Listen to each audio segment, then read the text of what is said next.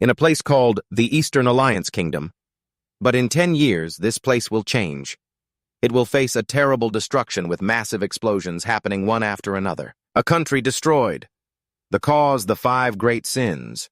In order to prevent this catastrophe, everything had changed drastically. Along sat there looking over the documents, lost in thought. He had taken on the responsibility of being their protector. Along thought to himself, I really never expected things would turn into something this massive. Inside a luxurious mansion with dimly lit lamps. Once forced to work 78 hours a week like a slave, now he's in the body of a nobleman. In a fantasy world, sounds amazing, doesn't it? So lucky. On top of that, I'm apparently illiterate and have absolutely no special abilities. Along looked at the book dejectedly. What on earth does this even say? A helpless servant thought. He's holding the document upside down. A short while later, a servant spoke respectfully. Young master, it's time for dinner. He ate with delight. This is delicious. A maid spoke up. Have you finished your meal, my lord? Before you retire for the evening, I will prepare a bath for you.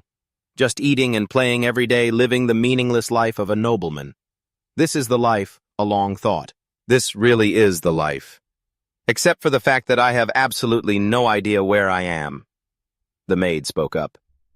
You should get some sleep soon, my lord. Because the other young masters will be returning tomorrow. He was surprised. What other young masters? She replied, Young Master Leo and Young Master Tonio, sir. You speak as if you've never even heard of the Palazzo family. His entire body froze. The Palazzo family? He was horrified. It was an unbelievably familiar name. The maids looked at him with concern as their young master. Along buried his face on the table in distress. Don't tell me. Is this psychedelia? Along recalled the title of a game he used to play. A game he played during the few rare moments of free time he had as a corporate slave. It was a turn-based role-playing game, regardless of which storyline the player started with once the 5 great sins appeared: wrath, greed, sloth, pride, and obsession, the kingdom. The noble families and the cities would begin to fall into ruin. Among them, the family of Count Palazzo was the most infamous.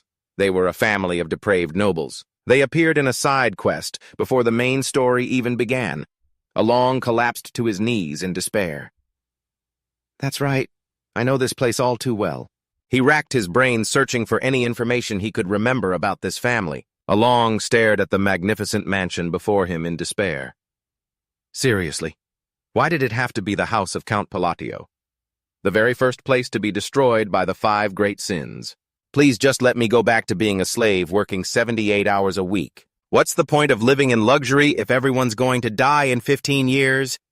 This feeling is even worse than having my pay withheld for 6 months. Why does a transmigrator like me not get any special perks at all? Wait a second.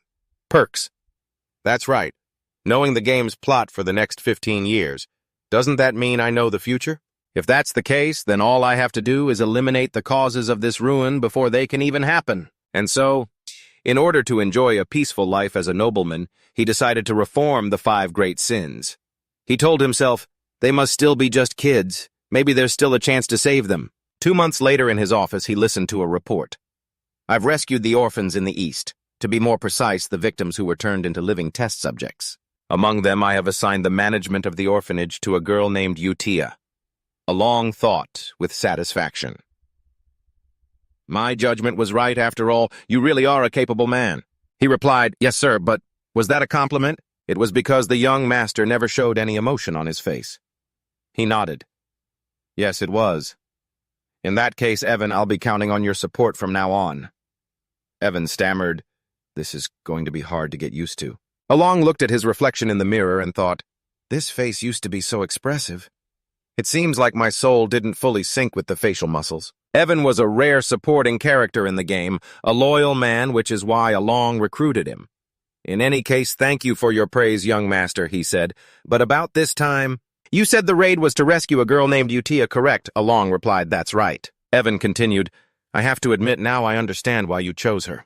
Even to my experienced eyes, someone who spent years wandering the mercenary world, that girl is anything but ordinary. He recalled the scene when he entered the prison to rescue the children. Evan was astonished.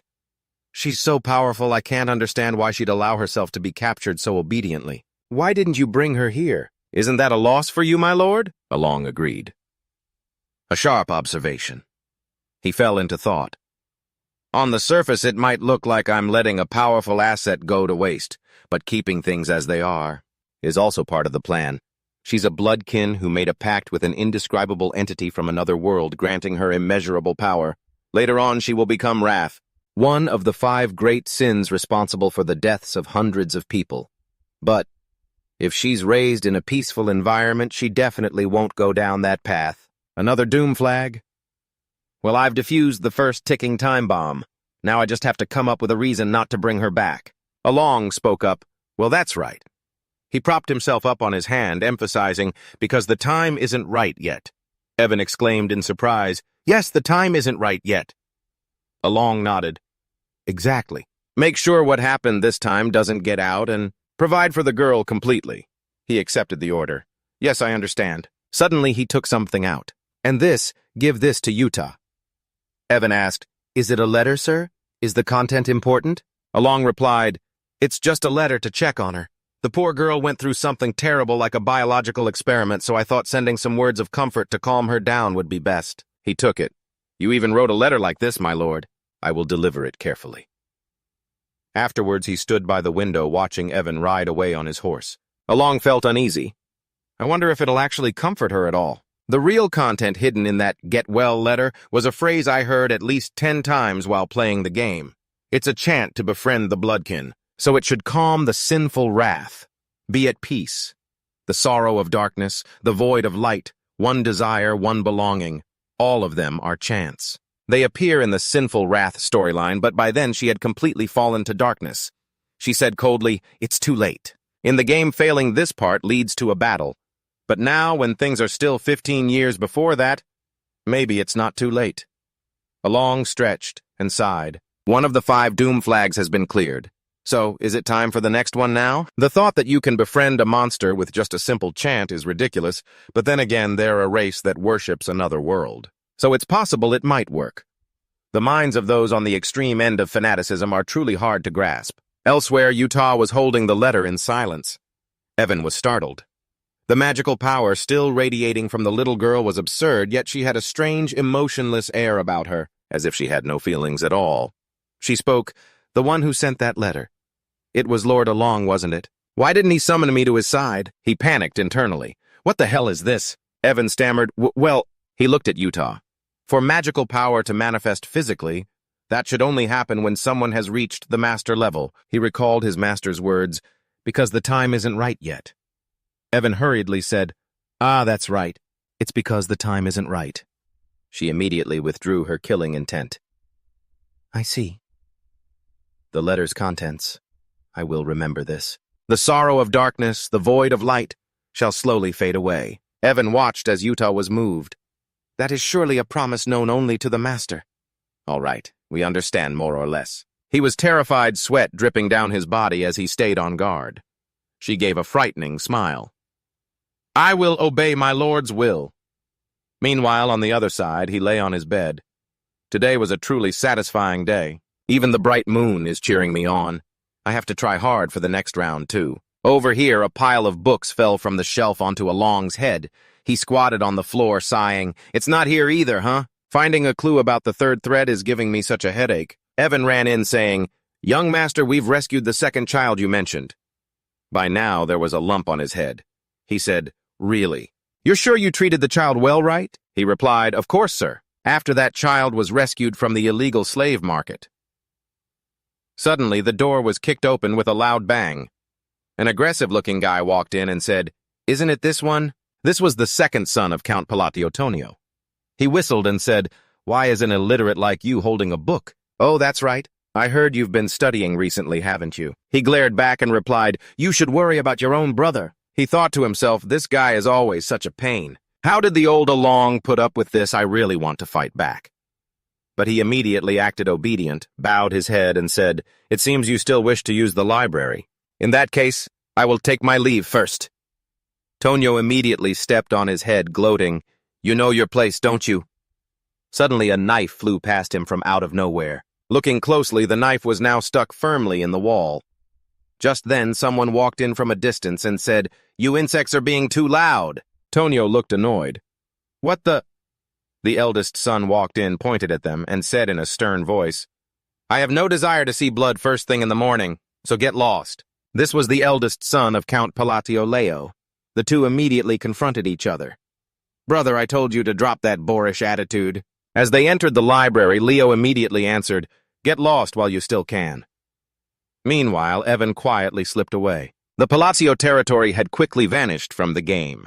Along remembered his mission to investigate the Palazzo territory of the Astoria Kingdom, a land rife with vice. They ran an organization called Avalon, but their power was greater than he thought. Basically, these scumbag brothers were fighting for the position of head of the family. One was a major figure in the underworld. The other managed a large-scale illegal drug corporation. Along thought to himself, "For the sake of my own life, I can't go up against these two." And so, Along and Evan quietly let those two fight it out and slipped outside. Just then, the sounds of a fierce battle echoed incessantly from the library as objects inside were sent flying everywhere. Evan straightened the boy's hair. Along thought to himself, "I'll live a happy life under the guise of a weak and useless bastard child." After that, he returned to his room. He cried out wearily, "I'm so tired." Although the second child also seems far from ordinary. Evan, who was relaxing, turned to look at him puzzled. Seeing this appearance, Evan wondered to himself, how could a person like this possibly know about the illegal slave market and the secret biological experiments happening in other regions? How on earth? On the other side, the boy let out a long, lazy yawn. Evan found it hard to understand. It seemed his master was having a very hard time controlling himself. He was still lying on the bed, sighing, "I'm so tired." Evan suddenly spoke up, "Young master, you are indeed quite strange. You sent that child to the orphanage." Without looking at him, Along couldn't help but think, he said that child is far from ordinary. That boy isn't just not ordinary. He carries a level of destruction within him. Inside an allied empire formed from many nations, its central nation is the Callian Kingdom. The child we saved from the illegal slave market is the second boss of Psyche Dentada Macallion. After being sold into slavery and tortured, as he was moved from place to place, he became the embodiment of one of the 5 great sins, sloth. Afterward, he transformed into something like a demon. He destroyed nations in the most horrific ways imaginable. It was this part of the storyline that surprised many players with the game's cruelty. Contrary to his title of sloth, he was known to be an extremely diligent person, and he would repay both kindness and grudges many times over. That's why I had to stress to Evan to treat Deo with kindness. He trembled as he held his teacup and exclaimed, "It's all so vivid." Evan calmly said, "The reason we sent him to the orphanage is because it isn't time yet." "Right," Evan replied upon hearing that I had considered that before. "So the letter you sent to Utia was about the second child." Along recalled the letter and replied, "Yes, and there was some small talk too." He recounted, "I told her to take care of the frail child I was sending. His figure there looked so lonely. His whole body was covered in wounds." Just then a pair of small feet approached. A clear voice rang out from behind Deo. "You're broken." The calm voice continued, "Those are the marks of that thing." His hand moved slightly. Utia appeared before Deo and asked, "The black sun, right?" She smiled and continued, "But the great moon still chose you. Congratulations." Utia gave a villainous, witch-like smile, her entire body radiating powerful magic. "So feel the power that has been bestowed upon you and let your potential be unleashed." She reached her hand out towards Deo, smiling as she said, "If you remain loyal and obey his commands, you will have your revenge." Just then, threads of magic began to emanate from his back. Utia smiled, looking up at the letter. "Now then I should send my first reply." Under the moonlight, Along's message appeared. She wanted to send him a gentle greeting in return. Meanwhile, at the Count's mansion where they were living, Evan burst through the door as Along was still muttering to himself. "Just where is the third person anyway?" He suddenly said, "We have a big problem, sir." Evan continued, "Those scumbags. No, I mean the 2 young masters." Hearing this, Along looked up. "What is that bastard dead?" Just then, the deaths of the 2 young masters had occurred quite suddenly. He wondered. Really? After that, they gathered at the funeral service for the 2 young masters. At that moment, 2 beautiful women stood on either side of Count Palladio, speaking coquettishly, "Master." The other one also sighed. "When is this going to be over? I'm so bored. The one next to her, not to be outdone, cried out, I'm hungry. Along on the side was speechless. Bringing illegal drugs and women to his own son's funeral, I knew this family was rotten. But this is truly a dark fantasy. Along looked down at his brother's body. Anyway, Tonio dying from an accidental fall. This is different from what I remember. Back in the game, the one beside him was the killer. After 5 long years, I've finally killed that vermin. Now I'm the rightful heir. He was now Count Palatio. He wept pathetically as if mourning the man he had finally managed to kill. After all these years. Yet now his face showed an expression that said, what a wonderful stroke of luck. Along looked over, helpless. You could at least try to hide your feelings. The mastermind is definitely Leo or one of his lackeys. In any case, he stared at the person lying in the coffin. I just need to deal with the 5 great sins. 1 year later. Because the succession issue had been resolved and Leo had taken over the illegal drug business, the Count's territory had become much more peaceful. Now Along and Evan were sitting across from each other. Evan was just eating the food on his plate. Along looked at a stack of papers and thought about what had happened during that time. Utia and I have become pen pals. If I keep in touch with her, it will be useful for the future. Inside the letter, Utia began to recount Deo is very good at hide-and-seek. Hidan is great at mock battles and is growing up normally, and the kid Mage loves puppetry. Along read with a faint smile. It seemed they were all good children. Below that was the line, this month's list of patrons. The moment Along saw it, he exclaimed, the list has grown again. It's interesting that so many patrons have shown up for that little orphanage. Evan also commented, it's a bit unusual, but it's a good thing nonetheless. Ah, that's right. About that thing you've been searching for, Evan continued. I've received word from the Information Guild. They reported finding a clue. Hearing this, he replied while eating, really, what a relief. It must be a list of the 3rd boss's subordinates. I can finally find him. At that moment, light from the window flooded the room, illuminating it completely. The 2 fell silent, each to their own task. Elsewhere, a blood-curdling scream echoed. This is the maggot illicit substance distribution point. 2 people walked forward, one saying, the fish from the Palacio family is quite generous. He always grants us hefty rewards. The person next to him replied, that's right. Our organization now has several hundred members. Just then they saw the murdered people before them. Just a little more. The sight before them made them jump. The people there were screaming in agony, no! My hand. I've lost control of it. Help me. What followed was a scene of horror.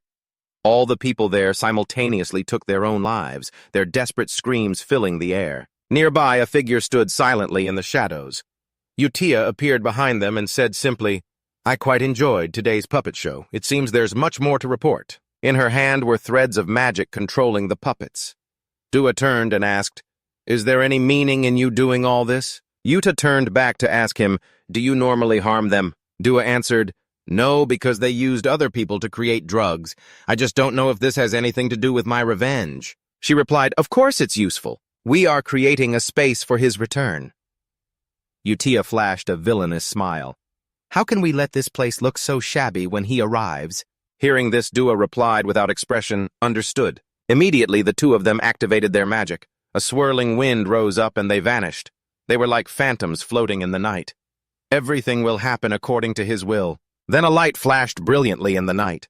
Under the peaceful crescent moon, Utia's voice rang out, we Lam Naguyat are his sword. The place was now empty, leaving only a deep crater in the ground. It had been 2 years since he became Yuta's pen pal. Evan dragged his exhausted body along. My lord, where are you? Evan collapsed onto the grass. I'm back. So you were in the backyard, I see. Along said nonchalantly, oh my Evan, you startled me. He gestured and said, the 5th child was sent safely to the orphanage. Hearing this, he was utterly astonished. In that time, the remaining 3 sins had all been saved. He handed food to Evan. Here, eat. Yes, thank you, my lord. As Along handed the food to Evan, he thought about finding the 3rd sin. Greed was a bit tricky, but with my gamer's insight after bleeding Evan completely dry, everything went smoothly in the end. After handing over the food, he said, you've done well running all over the place like that. You can rest for a while now. Evan asked, is the orphanage mission over? Along said casually, yep, it's done. What a relief. Evan lay down with a sigh, then asked, But young master, you don't seem happy. I am. He said, you don't look like it. He pointed to his own mouth. See, I'm smiling now. Then he flashed a completely forced smile. If you say so. The sunlight shone down. He stretched and took a deep breath. Along lay on the grass, lost in thought about this. This is progressing better than I thought. Everything is going smoothly. The masters of the Shikigami all became the 5 deadly sins after a past tragedy, although this was established in their past. Before they awakened as sins, the chance of perfectly saving all of them before their tragedies occurred was very slim. If I had rescued them after they had already awakened, it would have been much more worrisome. Just then Evan asked, "How is the orphanage?" Evan handed him a letter. "Same as usual. Everything is going smoothly." Evan continued, "The children who were like broken dolls at first are a bit brighter now." Along opened the letter. "Really? Then we won't need any more caretakers." He thought, I never expected Utia could do this well. Perhaps it's because her character's backstory is tied to the orphanage. She must hate having people interfere. Along called Evan closer. "When you look at it this way, Utia is a good kid too, so is there anything special in there?" In the letter, Utia wrote, "Everyone is doing well. A few of the children here are growing up to be very beautiful. You really don't need to worry about the expenses anymore. And you don't need to worry about the children you just sent either." After reading the letter, he was pleased. It's great to see they're all being raised well. Along also thought, all 5 sins are growing up normally. I suppose environment really is important. Then Evan asked, "So, when do you plan on meeting the children? You always say there will be a time for that." Along stammered, "Well, about that." On the outside, he was quite hesitant, but in his heart, he had no intention of meeting them directly. It would be better in many ways if he got closer to them, but perhaps it was because their path to becoming sinners was too terrible and catastrophic. Their personalities, as seen in the game's flashbacks, had been awful since they were children. He carefully considered it. It was true that he had saved them before their awakening, so it should be better, but it was still scary. He stammered, "Maybe. Next year will be fine." Evan said, "I understand." Along let out a sigh of relief anyway. From now on, in this horrifying dark fantasy world, what he needed were some self-defense skills. He thought, magic requires talent, and as it happens, I have it. Evan spoke up asking, "But young master, have you heard of the Blue Moon?" Along replied that he'd never heard of them. Evan explained, "They are an organization that has become famous recently. They hunt down criminal organizations." Hearing that, he asked back, "Like taking out the trash, huh? Sounds like a good deed." But in his heart, he thought, "This isn't part of the lore I know, so they'll probably disappear soon." Evan said seriously, "But currently they are even killing nobles. That is why I thought you would know about them, young master." Along called out, "Evan, from today on, you will sleep in the room next to mine." Night was falling, the moonlight illuminating the entire mansion. Voices could be heard. "Now then, shall we hear the weekly report on the Blue Moon's activities?" Utia nodded and spoke softly. "The North." Sao Lang said cheerfully, "I've taken care of everything." He spoke casually, "The heads of the slave traders." He danced with joy. "See, they didn't even know who I was. I love the outfit you made for me. I told them that if they could guess my eye color, they could live, but no one knew." Rai also spoke up, saying that all the bodies had been buried cleanly. Radan, sitting on the stairs, added, "The South is done too." The man said, "The illegal human experimentation labs and that troublesome Avalon bunch were all torn apart without a trace." Utia smiled eerily. "Good. Everything is proceeding according to his will." She said, "We exist for the glory of the Great Moon." They were all part of the secret organization, the Blue Moon, who worshipped the Great Moon. However, a problem had appeared. Utia said, "Under his will, everything is perfect. How can a problem even exist?" Radan said, "The leader of Avalon was the Count's eldest son." Right. During the Southern Purge, a dangerous document was uncovered. It seems the Count's eldest son is plotting against him. This surprised Utia, but she didn't show much emotion.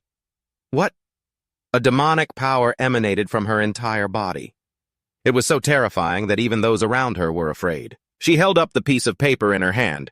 "After the frail Count passes away, silently eliminate him with poison."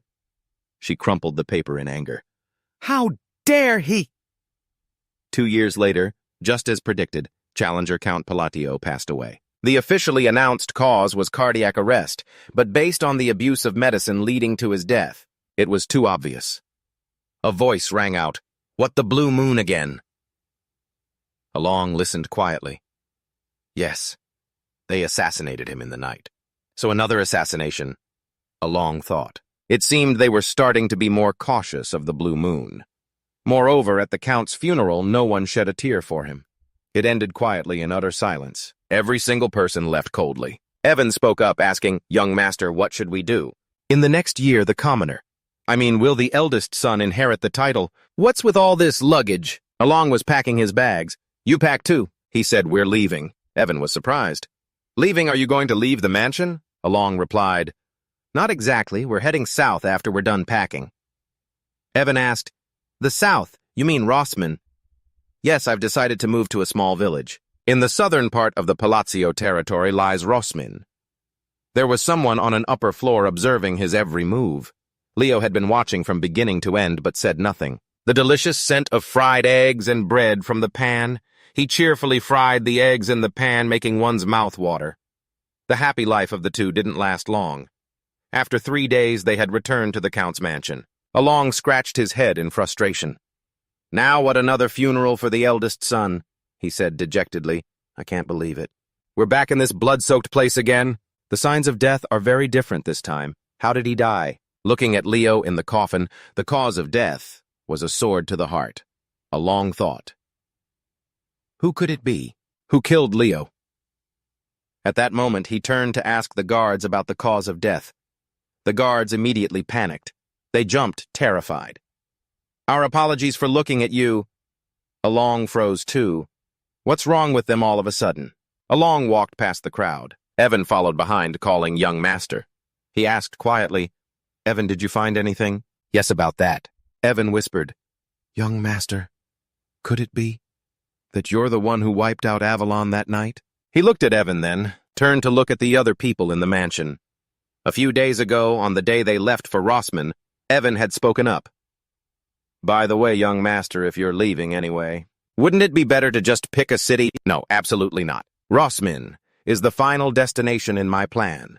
I've saved the 5 great evils from their fates and prevented the world's destruction. Rodman has no connection to the main storyline, and it even has the Palazzo Villa. It's the perfect place to live a comfortable life as a nobleman. The perfect place to live a sweet, sweet life. There's a reason for everything." Evan immediately cut in.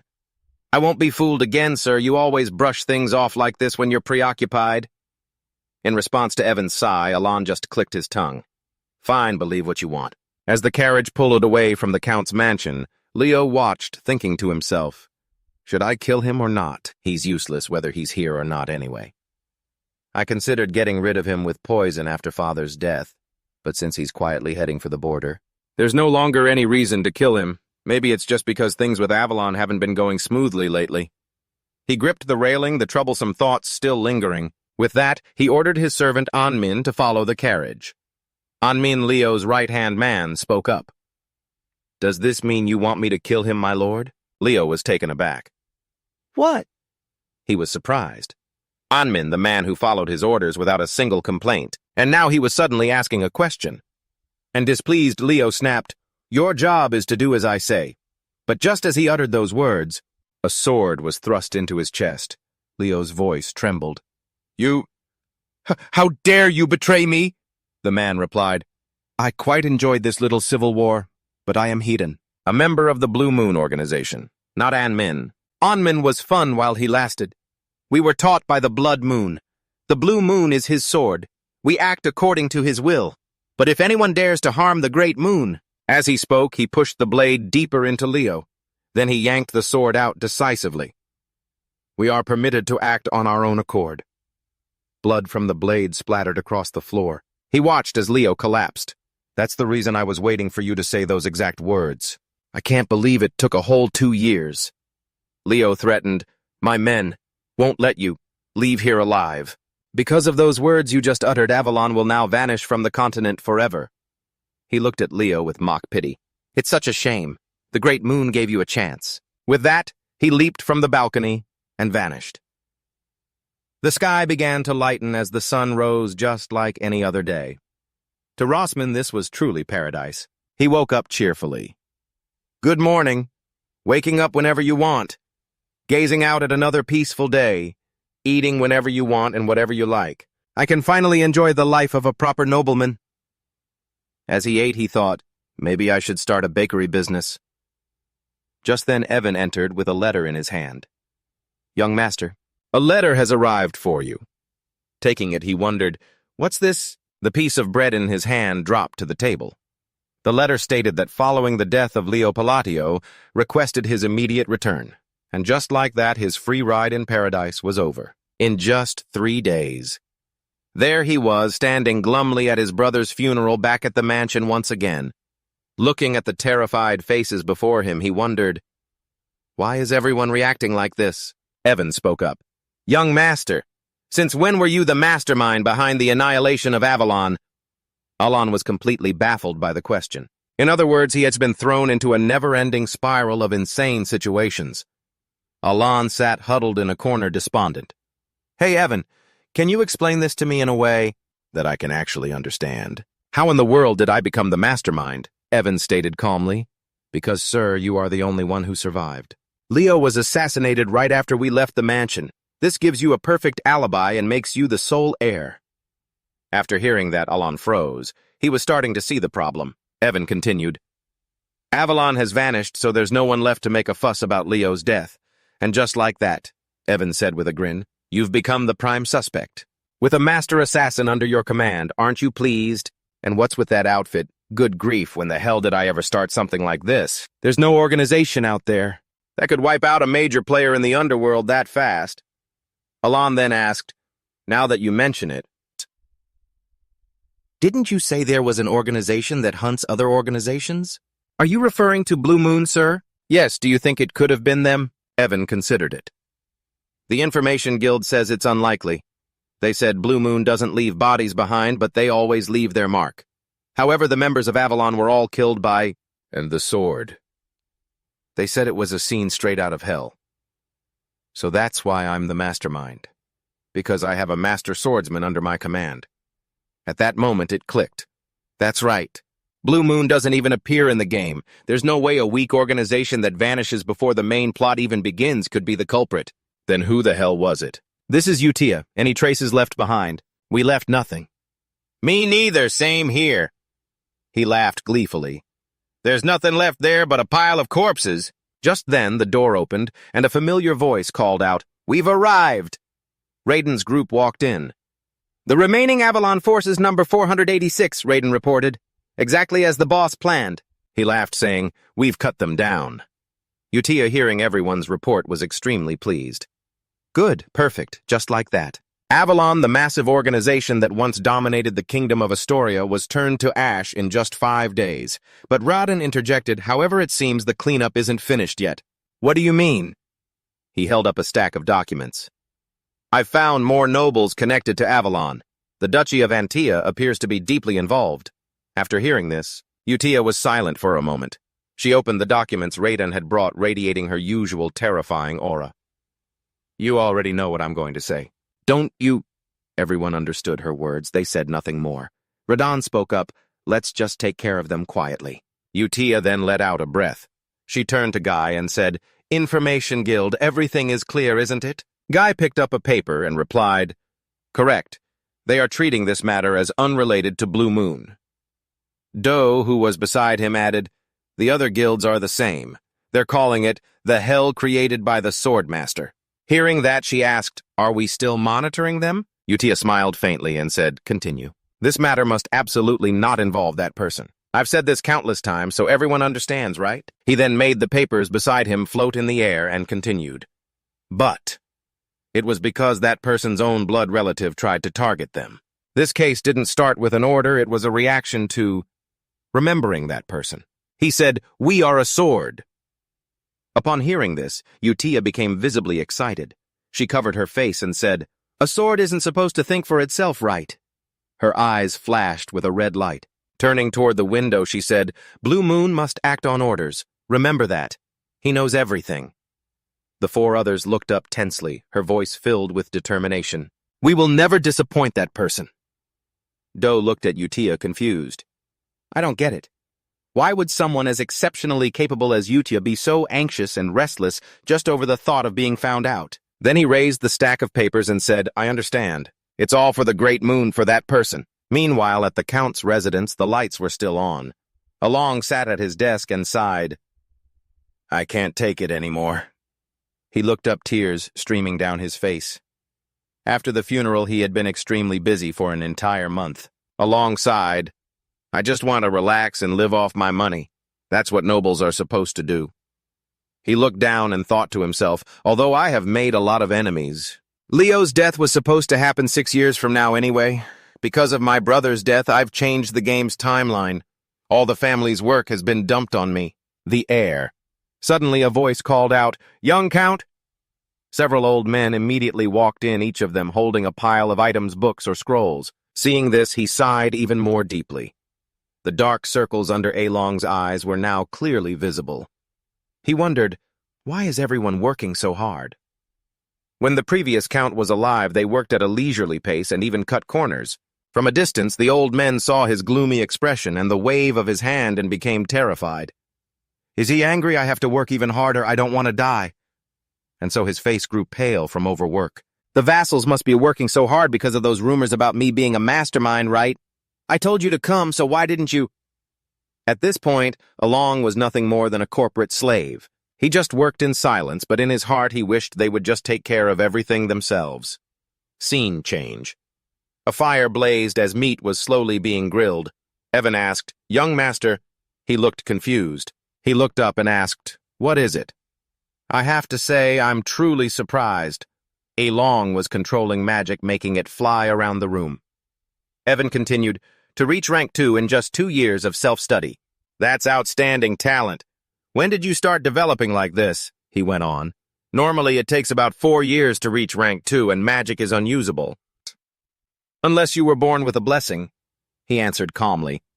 I guess I just have some kind of talent. Since I was worried, I've been training hard for self-defense. Along thought to himself, this technique also requires precise mana control. He kept the magic flying around him non-stop.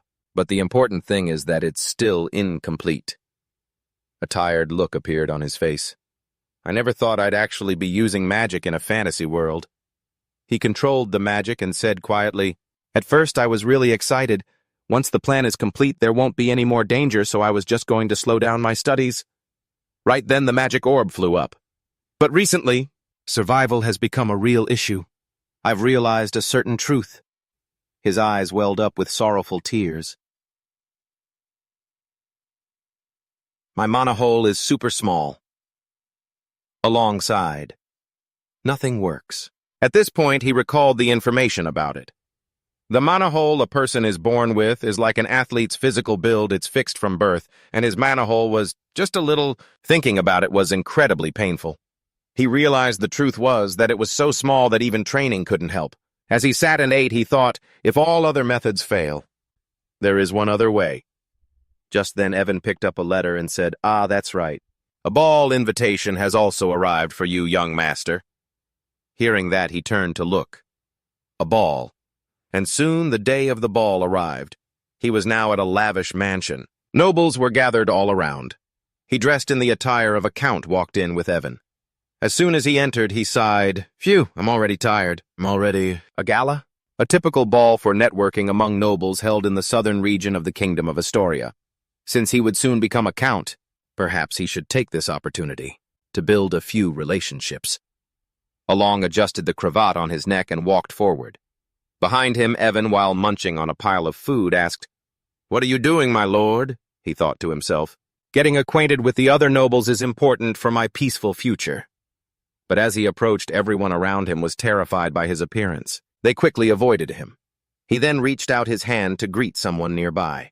He immediately panicked, and then the whole group ran off as if they'd seen a ghost. Evan beside him couldn't help but laugh, trying to console him. Don't be sad. Along watched them leave and thought to himself, sad. Not really, I saw this coming. Then he said, Evan, we're leaving. And with that, he turned and left. I knew I'd be ignored for my lack of dignity. I'm not like the glorious Palacio of old. Evan, trailing behind, scratched his head in confusion. Along's face was grim, for now he was the black sheep of the East. But he hadn't come here without a plan. Along raised his wine glass. I'll handle this situation, using the social skills I've secretly practiced. He then spoke up, "The flavor of this wine is quite distinctive." A girl nearby turned her head towards him. His expression was terrifying. Using a deep voice, he continued, "The aroma in particular is quite unique." Along let out a soft, demonic-looking laugh. "I'd like to have a few bottles of this at home." But in his mind, he was thinking, this is a gentle smile essential for socializing. The girl, however, saw his face turned pale and trembled. Then she ran off in terror, yelling, "I'll speak to my father and prepare it at once." Along watched her completely bewildered. "Wait, that's not—" he muttered to himself. "That's not what I meant at all." Behind him, people began to whisper about him. He threatened her to get his hands on a limited edition bottle. He's even worse than his brother's a complete scoundrel. Meanwhile, Evan patted him on the shoulder, stifling a laugh, while Along tried to deny what just happened. "She must be the shy type," he concluded. Later, as they were leaving, Evan said, "Your collection of spoils has grown yet again, my lord." He added while munching away happily, "It's quite an impressive list." Beside him, a dejected Along mumbled, "And I even studied up on wine." In his head, he listed his acquisitions, a fine horse from Pandam Quick Fahrenheit metal forged by Volanda and specialty wine from Malentino. It turned out the Palacio name was even more infamous than he'd realized, and because of the rumor that he'd killed his own scoundrel brothers, he'd become someone everyone went out of their way to avoid. "Well, so much for socializing. Is it just me, or have I become even more distant from everyone?" he said wearily. "I'm going to get some fresh air." Evan stood firm and replied, "Yes, my lord." From the back of the room, a red-haired girl was quietly observing him. She watched him, seemingly lost in thought. A moment later, he went outside and leaned against the railing, taking in the view. He kept wondering to himself, where did it all go wrong? Just then, a voice spoke up. "Excuse me." "Hello. Might I have a word with you, sir?" Startled, Along spun around. Did someone just speak to me? Who was it?" But when he looked, there was no one there. Suddenly, a voice spoke again. "I am—" Startled, he looked down to find a small girl standing before him. She introduced herself, Loria, third daughter of Duke Antia. Hearing that name, he thought Antia. "Of course," Along replied. "Hello."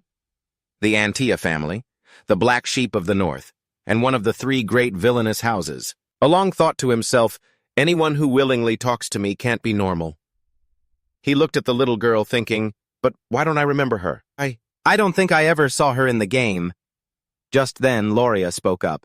"I will be direct. Please lend me your power." At that, Along's expression turned dark and fearsome. Flustered, Loria continued, "I am going to be assassinated soon."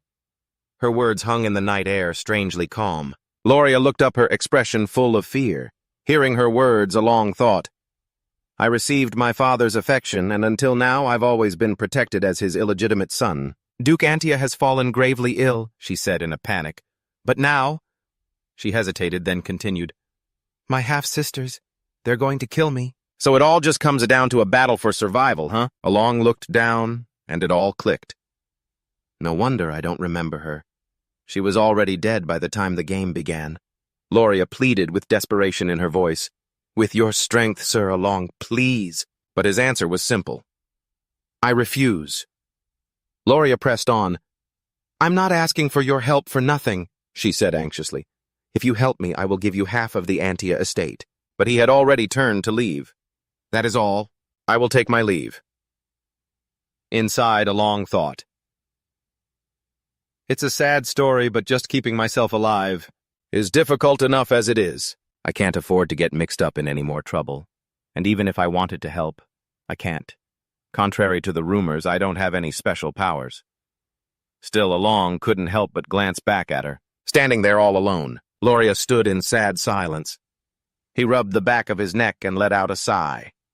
Turning away, he thought, "I hope something good happens for her. Hopefully she'll find a strong ally."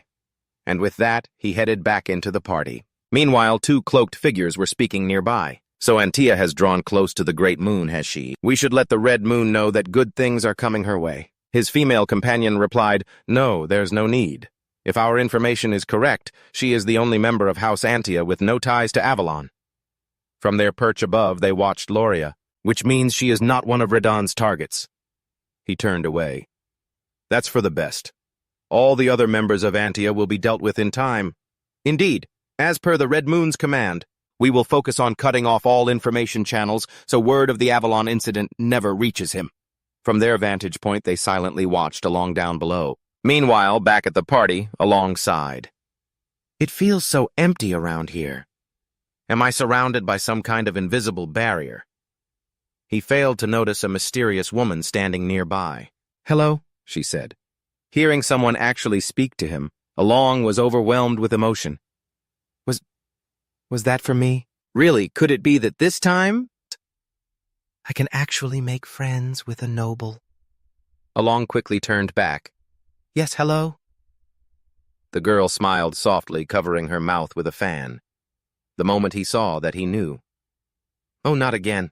Is this another shady character? I've seen that face in the game before. He just glanced at the girl, as he thought that anyone who actively strikes up a conversation with him can't be an ordinary noble. He realized who she was and walked over saying, "Hello, Lady Zenonia." Seeing that he recognized her, Kalia was surprised. "Oh my, you know who I am." He calmly replied, "Of course, you're very famous. The three most notorious villainous families in the Astoria Kingdom House. Antia in the North House, Palatio in the East, and finally in the West, the Zenonias." She brought to mind a noble serpent. Kalia let out a soft laugh. "Famous me. She is the eldest daughter of Count Zenonia. If the Palatios are a criminal gang, then the Zenonias are the high-class version, a kind of legalized mafia syndicate." He couldn't help but shudder at the thought. I just need a few connections with the nobility to live a peaceful life. He silently resolved this, even though his life was already half on the line. But for the sake of this sweet life, I absolutely must not get involved with them. Alon said with a charming smile, "It's because you're so beautiful." Kalia replied, "Thank you for the compliment." She smiled and said, "I'd love to talk more. What do you think?" Alon calmly replied, "I would like to as well, but there are too many watchful eyes." In his heart, he silently pleaded, "Please just let me leave quietly." Kalia looked at him and said cryptically, "Just as the rumors say, huh?" Then she turned to leave. "I hope to see you again soon." Hearing this, he was confused. Then Kalia turned and walked away. Alon watched her bewildered. What the hell just happened? Two figures watching from above looked down and spoke. "Regarding the Avalon incident, it's completely locked down." The other one added, "However, a new tail has just appeared." They looked toward the window. There's someone hiding in the trees. That person is still tailing him. "A tail, huh?" Then two small figures quickly darted away. "We don't have direct orders yet, so let's just observe. We can take care of it if needed." Scene change. Evan scratched his head, confused. "Young master, are you sure this is the real one this time?" They stood before a canyon. Evan was skeptical. "Is this canyon really the place we've been searching for all this time?" He continued. "Even though it's the middle of the day, it's strangely dark inside, isn't it?" As for his face, he looked like he was about to ascend to the heavens. He clenched his fist. "I've finally found it. My real objective. The environmental effects match, so this is definitely the place." Evan sighed. "If this turns out to be another fake, I think I'll get depressed." As they walked inside, they observed their surroundings. There were inscriptions on the stone slabs. He replied, "This one's the real deal. This place was much easier to find in the game." In truth, the reason he went to all this trouble to come here, under the pretext of a reconnaissance mission, was for the southern labyrinth. That labyrinth is called the Labyrinth of Whispers. Solve all the puzzles in its 8 rooms and you will receive a precious holy relic as a reward. Alon smiled as he looked ahead.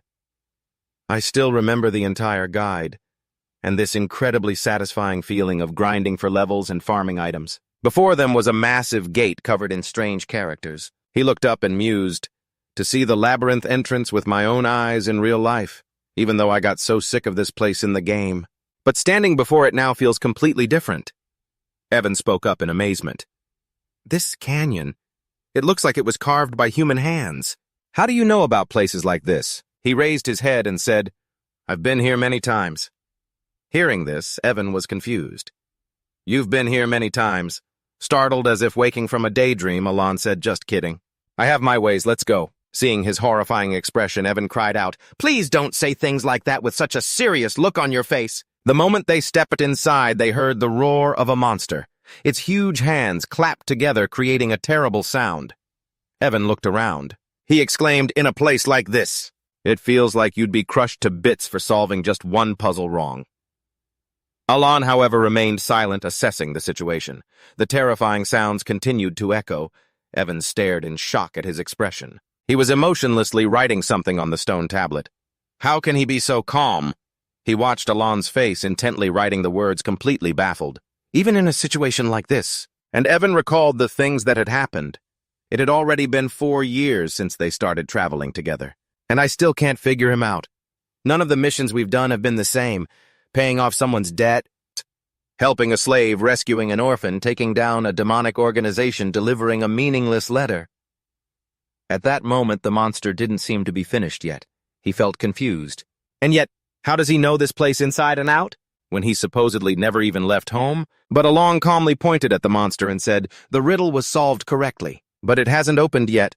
We have to wait for that other thing to finish." Continuous sounds echoed endlessly. Evan kept thinking to himself, even so, following this mysterious young master always leads to good things. The two of them looked over. He said, "Oh, it's opening." Evan screamed internally. "What are you planning this time, young master?" Meanwhile, deep inside, Along was screaming to himself, "It's finally opening. Oh my God. I'm gonna throw up. I knew this place was tough, but I never thought it would be this brutal. I nearly broke my neck trying not to look." Then before their eyes was a massive pile of precious jewels illuminating the entire room. Evan exclaimed, "It's finally over, isn't it?" Along said calmly, "Yeah, let's grab the black ring and get going." In the distance, 6 rings were mounted on a mannequin hand. Seeing this, Evan said, "That one, it looks terrifyingly useless." Along picked up the black ring and said, "It is a bit big, true, but touching anything else will only bring more trouble. Just leave them." He silently looked at the ring, thinking, "I've finally obtained the ring of restraint." Along spoke again, "Don't worry, the way back is safe." Evan stammered, Yes." As he walked, he relaxed, thinking, thanks to remembering the game guide, this was a piece of cake. But then his expression soured. "Young master, did you anticipate even this?" Before them was a horde of giant golems, so those rocks in the canyon were actually golems. Evan worriedly calculated in his mind. An unknown enemy, just great. There has to be some way to get him out of here. Along walked straight forward and said, "This time I'll do it." Hearing this, Evan was stunned. The horde of monsters turned towards them in unison. Evan warned, "Whatever you're planning, the top priority is to get out of here." Just then, one of them charged to attack. He cried out, "Wait, a level 2 spell probably won't be enough." At that moment, Along whispered, "Restraint activate." The ring on his hand flashed with a black light. Immediately after, the golems seemed to change. A light flashed and a voice echoed from the air, "O fragment who inherits the great will of Nealala, state the 2 restrictions by which you can grow." Along stood in the middle of a pitch-black space. He started to look around. In the game, a selection window would pop up here. So that voice is... Just then, a giant face emerged from the darkness. The reward for clearing the labyrinth of restraint. True to its name, it's an absorption-type artifact that grants the user power. But in exchange, there are strict restrictions. Along trembled, slightly tense. That voice sounds too real. It feels like I'm actually in this world. He said, "First restriction." The being spoke, "State it."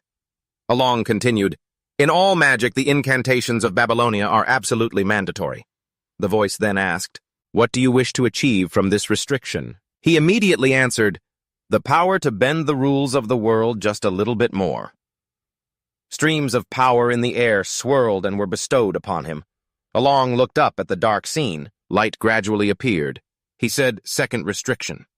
The voice continued to echo, "State it."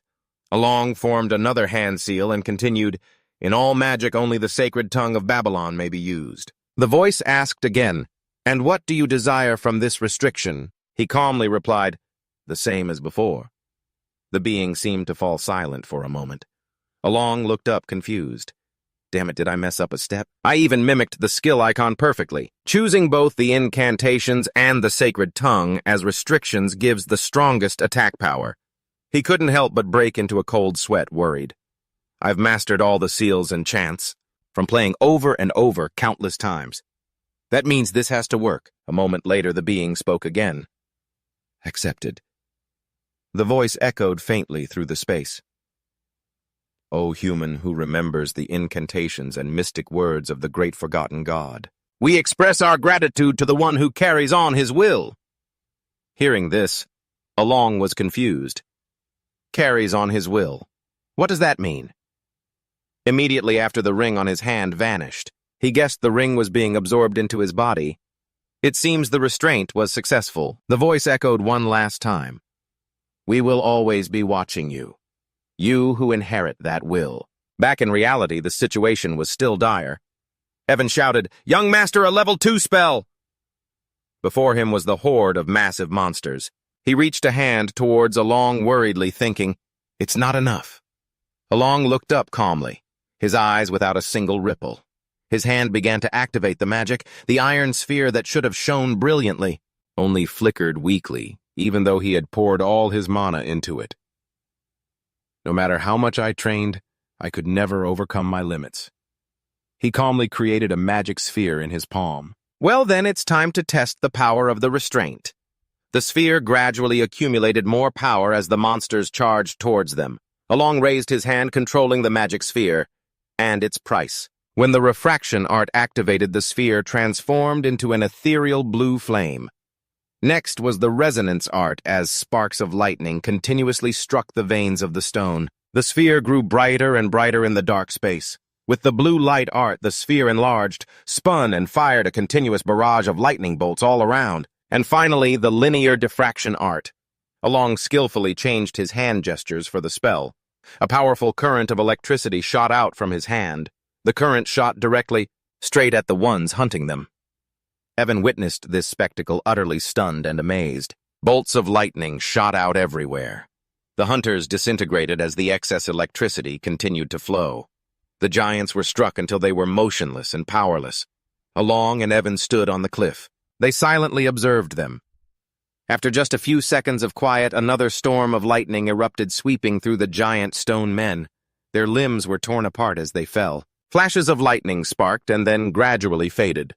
Along and Evan stood on a cliff looking down at where the giants from before now lay as nothing but piles of shattered rock. Along's expression was unchanged while Evan was still stunned, not yet back to his senses. He unconsciously muttered in awe, Damn, I can't believe it. After waiting for the electrical currents below the cliff to dissipate, the two of them made their way down.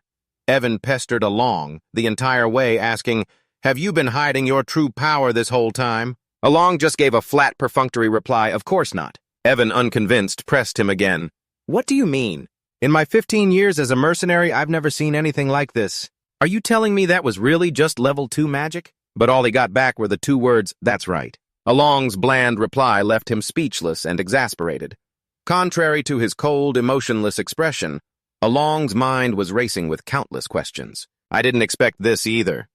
It wasn't this strong in the game.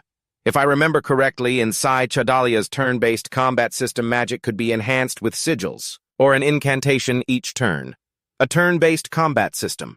With each victory after completing a battle, the character in the virtual world would get a 10% attack power boost. And after that battle just now with those giant stone creatures. This time, the chain lightning spell used 4 sigils and an incantation. It was amplified over 5 turns. The more he thought about it, the more Along unconsciously recalled every technique he used in the last fight. He had used a total of 4 techniques.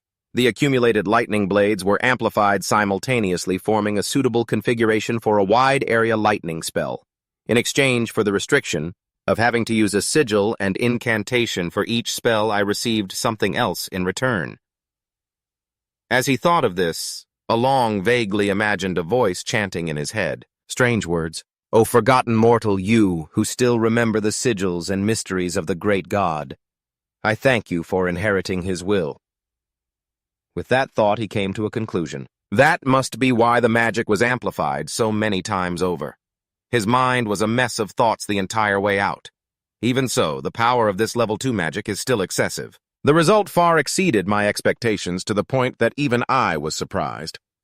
Evan, walking behind him, finally let out a sigh of relief, remarking, We finally made it out. Exhausted, he sat down on a stone ledge, leaning against the cliff wall and muttering complaints.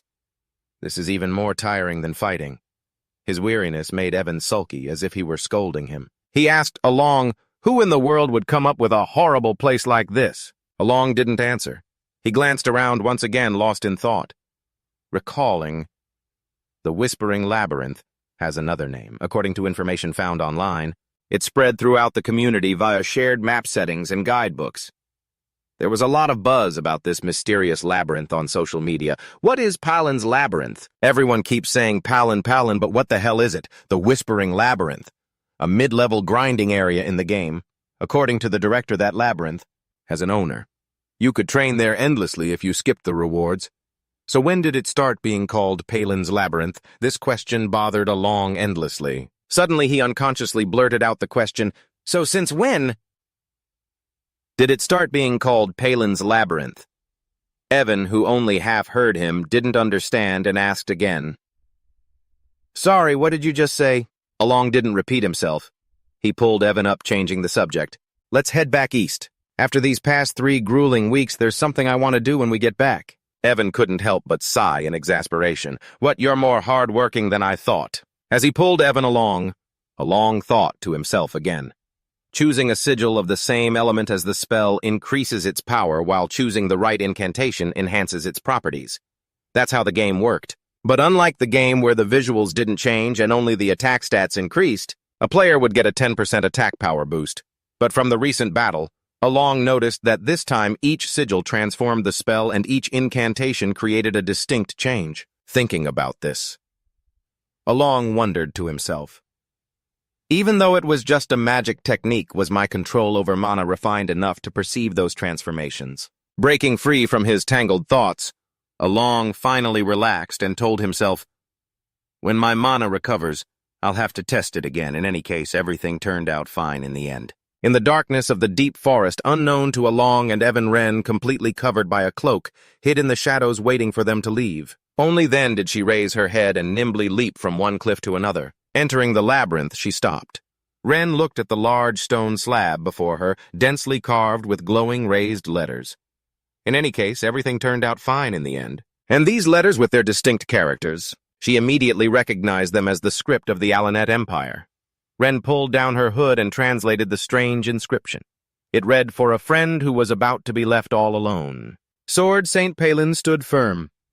Then she gently touched the glowing raised letters. Vivid images flashed through Wren's mind.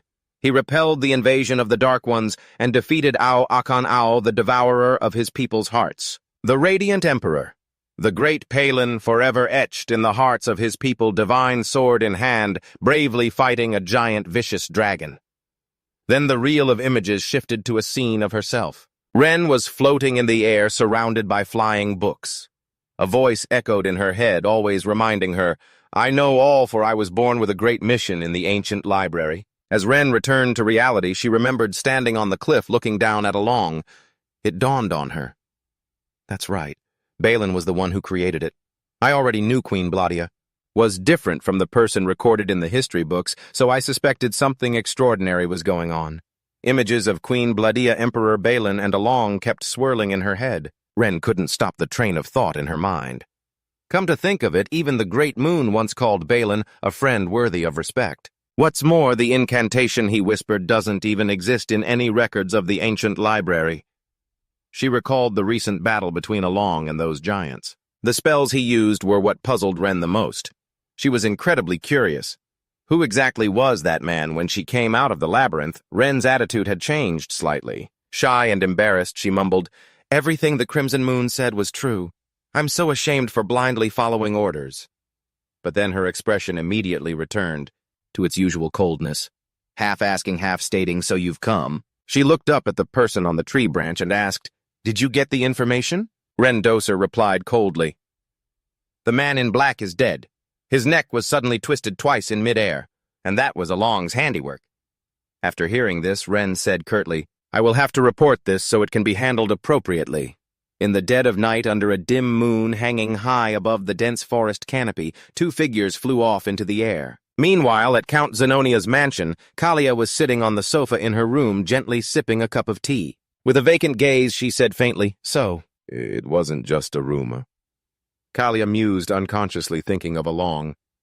A silent judgment formed in her mind. His eyes are so cold and emotionless, like a bottomless abyss. She sarcastically asked herself, "Popular, you say?" Then she leaned back on the sofa, answering her own question. "Yes, Count Zenonia is both powerful and famous." But then Kalia's sharp eyes darkened. She let out an observation. "But it's strange that someone like me who rarely socializes is the one everyone considers to be popular." With that, Kalia stood up slowly. She walked toward the man sitting at the desk and asked with a smile, "Isn't that strange, Father?" At her voice, the man stopped his writing hand. He turned to look at her. He watched Kalia seriously as she continued, "Because you are the Count." Kalia drew closer to her father, a cold smile forming on her lips. Then she snapped her fingers. In the man's eyes, Kalia's reflection convulsed and rolled back and forth. He slumped over powerlessly, his hand letting go of the quill. Seeing this, Kalia was immensely satisfied. She smiled triumphant and arrogant. "No one would ever suspect that I'm the one truly running this family while Father pretends to be a fool. How could they possibly find out?" She remembered the party, how Along had no idea the distant observer was her arrangement. He had even kindly warned her that many eyes were watching. At that moment, Kalia had thought to herself with amusement, "It seems even the spy I planted has been discovered." Just then a guard rushed in frantically, calling out, "Lady Kalia!" Kalia leaned against the wall and asked him, "What is it?" The guard immediately replied, "Please return to your room at once, my lady." Kalia followed the guard back to her room. The moment she opened the door, she was greeted by the sight of the spy's blood-soaked body dead and slumped against the wall. The guard reported cautiously to Kalia, "It seems the seal wasn't activated, which means he hasn't revealed any secrets." Kalia's face grew stern. "He deliberately placed it in my room," she said. She paused, leaving the sentence hanging. A few seconds later, Kalia let out a self-mocking laugh and asked, "How did they figure this out?" "From the very moment we met, he struck my greatest weakness." "Didn't he?" Kalia's smile wasn't a smile at all. Her face was now hideously contorted with anger. Meanwhile, with Evan and Along, the two of them were dozing off in the carriage on their way back. Evan's snoring was so loud that Along woke up in a daze. He dug at his ear, then started to drift off again. The scene changes. Evening at the territory of the ducal house of Utia. Loria sat in her carriage, terrified. He really is no ordinary person. She remembered the nobleman of the underworld, his eyes as cold as her father's. This is the kind of person you must never make an enemy of. Loria thought sadly of the moment Along had coldly turned away. He was my last lifeline. She was filled with disappointment, but I doubt he'd accept a deal with such a huge loss. Just then, Loria remembered her siblings, their assets and power, all stolen by their most despicable brothers. The first son, Team Malinen. The first daughter, Malinen. The second daughter, Perrin. The second son, Kik. Looking back at herself, she thought, "Because I have nothing left." Loria looked at the luxurious building before her, so familiar, yet so strange. To this day, I've only managed to survive by taking advantage of Father's pity and love. But what am I supposed to do from now on? Eventually, she would have to enter this cold, bleak building. Suddenly, a loud voice called out, "Lady Loria, the young miss has returned." Two maids ran over from a distance, looking worried. "My lady, Lady Perrin, and the young master? They're dead." Hearing this, Loria's face paled. What? The image of those two flashed through her mind. The kind of people who would even stab their own family members. Did they do it themselves? That's impossible, Loria asked softly. Then what about my brother Timolin and my sister Melina? Immediately a blood-curdling scream rang out. The servants rushed toward the sound and everyone froze in horror.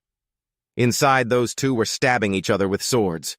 Young Master Timolin, Lady Melina. The scene descended into chaos. Loria stood there stunned, wondering, what is happening? They didn't know that on the roof of the building a small figure was departing as fast as a flash of lightning. Radon smiled coldly. Mission complete. Then the figure leaped away, vanishing without a trace. As the servants ran around in a panic, Loria's face filled with horror and she muttered, "What on earth?" She remembered what Along had said. He had turned back and spoken a cryptic phrase, "Something good will happen." Along's terrifying expression from that moment appeared in her mind. Hiding in the shadows, waiting for his chance, concealing his claws to seize the position. the true puppet master behind the county. At this, she trembled with fear. Is that what you meant? Just like him, in a single night, I became the sole heir to the duchy. After a moment, Loria let out a soft sigh. She wondered to herself, just what kind of demon have I made a pact with? How much more absurd can this get? But there's no turning back now. Loria immediately turned and walked away. What would happen if I betrayed him? There have already been too many precedents. She made up her mind. I have no choice but to keep walking the path I've chosen. Time skips to 2 months later at Along's mansion. A man approached him respectfully. I have come on the orders of Duke Utia. Hearing that, he was surprised. Duke Utia, Evan, standing beside him, also peeked over. Whoa! Inside the box was a bottle of wine. It looked incredibly rare. This vintage wine. I've heard each bottle costs several thousand gold coins. I can't believe I'm seeing one in person. Next to it was a letter. Along was stunned. To Loria Utia. Not the Duke, but Loria. The youngest daughter prepared this. Why would she send this to me? I'm on the run, struggling to survive like this. He turned and asked the man, Is this really for me? The man bowed his head and replied, Yes. The Duke personally prepared it and ordered me to deliver it directly into your hands. Huh. Hearing this, Along was suddenly startled. The Duke himself. Wait a minute. Does that mean Loria, the youngest daughter, the one I never would have expected, has become Duke Utia? At that moment, she was focused on the paperwork on her desk. After a while, Loria stretched and said, 2 months went by so fast. She couldn't help but remember. After the funeral for my father, who passed away from illness, I held the succession ceremony and became the Duke. Loria stood up, reflecting. At first, I couldn't even step into this office. She still couldn't forget that horrifying night. Although it was the sudden death of my siblings, I managed to avoid all suspicion. At the time, Loria was still deeply anxious, but she had the alibi of the ball. At the time of the incident, even my secret organization had been eliminated by my siblings, so when I returned to the mansion, that should have been the day I was in the most danger. I was truly in a state of having lost all my power. Loria couldn't help but feel flustered and frightened. By the time I realized what was happening, it was too late. I was stunned. Did he take advantage of even this situation? She imagined the scene in her mind. On the surface, he had coldly refused, but afterward he handled everything perfectly. Remembering it still left Loria bewildered. Just how many steps ahead was he thinking, because I was afraid of bothering anyone? I didn't even send out a notice for the funeral. And so she walked alone through the magnificent mansion. It's clear that he needs Utia for some kind of plan. That must be why he sought me out. As Loria walked, she thought, even though I've unified all the organizations under Utia, it's still no match for the power he's hiding. She speculated silently. That means there's something else he wants from me. The image of Along, a kingpin of the underworld, appeared in her mind. You built your power through business alone. If it's something he doesn't have, but I do. He seemed to transform in her eyes, becoming even darker, manipulating politics from the shadows. The reputation of Utia. Then Loria looked up at the portrait hanging on the wall. But for now, I must focus on the tasks at hand. She turned around to stand before the Duke's portrait. Because my benefactor will be in touch soon. Loria smiled faintly. I hope my thank you gift was to your liking. On the other side, the man bowed and left the room. Well then, Duke, I shall take my leave. Along, however, was still struggling to understand. Loria was threatened with assassination. And now she's the Duke. What is going on? Something's not right. Evan beside him also tilted his head, curious about the strange thing that was happening. The time shifts to a few months after winter, 5 years before the original story began. As Along was walking, someone suddenly called out, Young Master! Evan ran over and asked, Young Master! Ah, no. You are a count now, aren't you? He replied. The inheritance ceremony hasn't happened yet, but since the new year has come, I can use the title. In his heart, Along felt frustrated. His wonderful life plan never included becoming a count. Sekidin's wonderful rule for living was to conquer Redaman, not getting involved in the fight for succession, traveling American style. But he didn't dwell on it too much. He had gotten used to it. So I might as well enjoy the benefits of being a Gorabel noble to the fullest. It's better than I thought. Just then, Evan handed him a letter. This is a letter from Utia, sir. As he walked into the room, Along asked, By the way, is there any information on Leo's assassins yet? He replied, nothing definite yet, sir. The Information Guild is investigating thoroughly. For now, we should just wait and see, sir. Afterwards, they sat down at a table. Evan spoke up, asking, so what is your objective, sir? It can't be for revenge, can it? He thought to himself.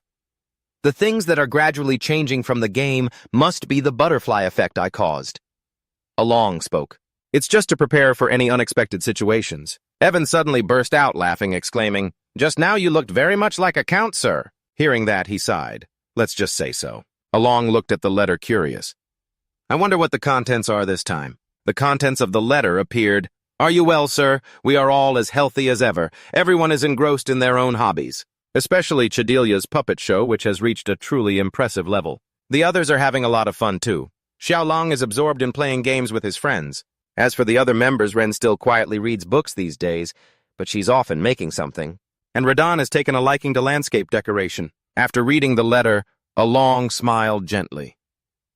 The daily life at the orphanage with the monthly letters I've grown used to exchanging warms my heart more and more. Even though I've never seen their faces watching these kids grow up, thanks to my sponsorship naturally brings a fatherly smile to my face. And so he suddenly spoke up and asked Evan, by the way, the 5 calamities, no. How old are those kids now? Hearing this, he asked, curiously, why do you ask, sir? Evan then answered, it's almost time for them to go out into society. Some have already left the orphanage early. Most of the children you personally ordered to be found are around that age, sir. Hearing this, the innocent image he had of them in his mind seemed to shatter a little. He couldn't help but recall the image from that time. Thank you for raising us, sir. From the 5 calamities.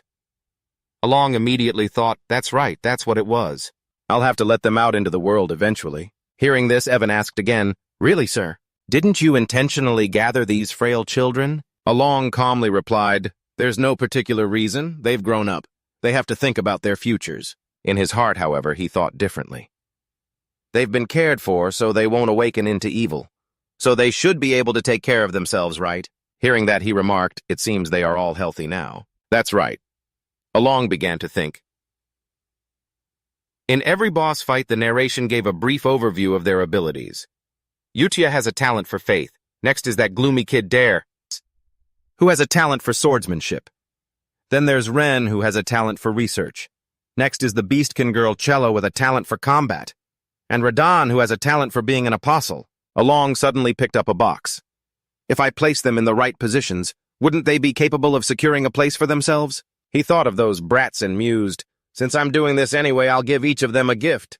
They'll probably like it, right? After all, I did tell them I'd give them something someday. A while later, it was late afternoon. The sunset glowed upon the mansion. Along sat at his desk and stretched. All done? Evan, who still had drool on his mouth, ran off saying, in that case, I'll be going. Along watched him go, thinking to himself, later on, if everything goes smoothly, I wonder if I'll receive even a small share of the profits.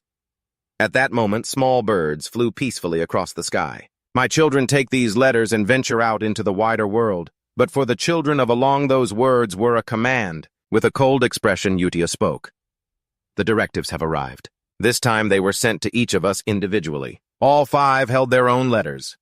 Duo remained calm and collected as he read his while Sao Long jumped for joy at the sight of the letter. There. They no longer had the small, childlike appearances of their past. Ren smiled gently. Radan said not a word, and Utia lowered her gaze, staring intently at the letter. Her expression was unreadable. Holding several letters in her hand, Utia said calmly, but before we do anything, we should read through the previous letters. His orders require a very high level of understanding. Hearing this, Sao Lang grew excited. We can actually read them. Before only you were allowed to read them, Utia replied in her usual level tone. The fact that he sent orders to each of us individually means he has decided it's time for everyone to see. The letter opened. Utia began to read, how have you been lately? It seems you have many talented friends. If you need anything, just let me know. Sao Long looked at the letter and scratched his cheek a little confused. Is this an order? After reading for a moment, Ren also found it strange. This looks more like everyday pleasantries. Hearing them, Utia scoffed. Exactly. He has been disguising his orders as normal conversations from the very beginning. All right, look here. She analyzed the letter for them. This was the first order after the greeting letter. It reads, Utia, are you? Well, I am fine. Today, brother number 2 used me as a chair. Isn't that funny? I'd like to send you letters from time to time. Please reply if you're okay with that. And the child I sent this time, Utia analyzed. He's designating a target for elimination, assigning the mission, and telling us to report back afterward. The letter continued, "Thank you for your reply. I hope you can let me know what happens at the orphanage each month. I'm leaving that place in your hands. You'll all be fine as long as you're together." Utia continued to explain the hidden command in the letter. "This is when he entrusted Lam Nguit to me, as you can all see. He personally selected all of you." She pointed to each part to analyze it. Everyone around her stared with wide-eyed astonishment. Listening to Utia Duo showed that he understood. "I see. It's to prevent information leaks, right? I remember my first order," she said with a smile. "It was just like this.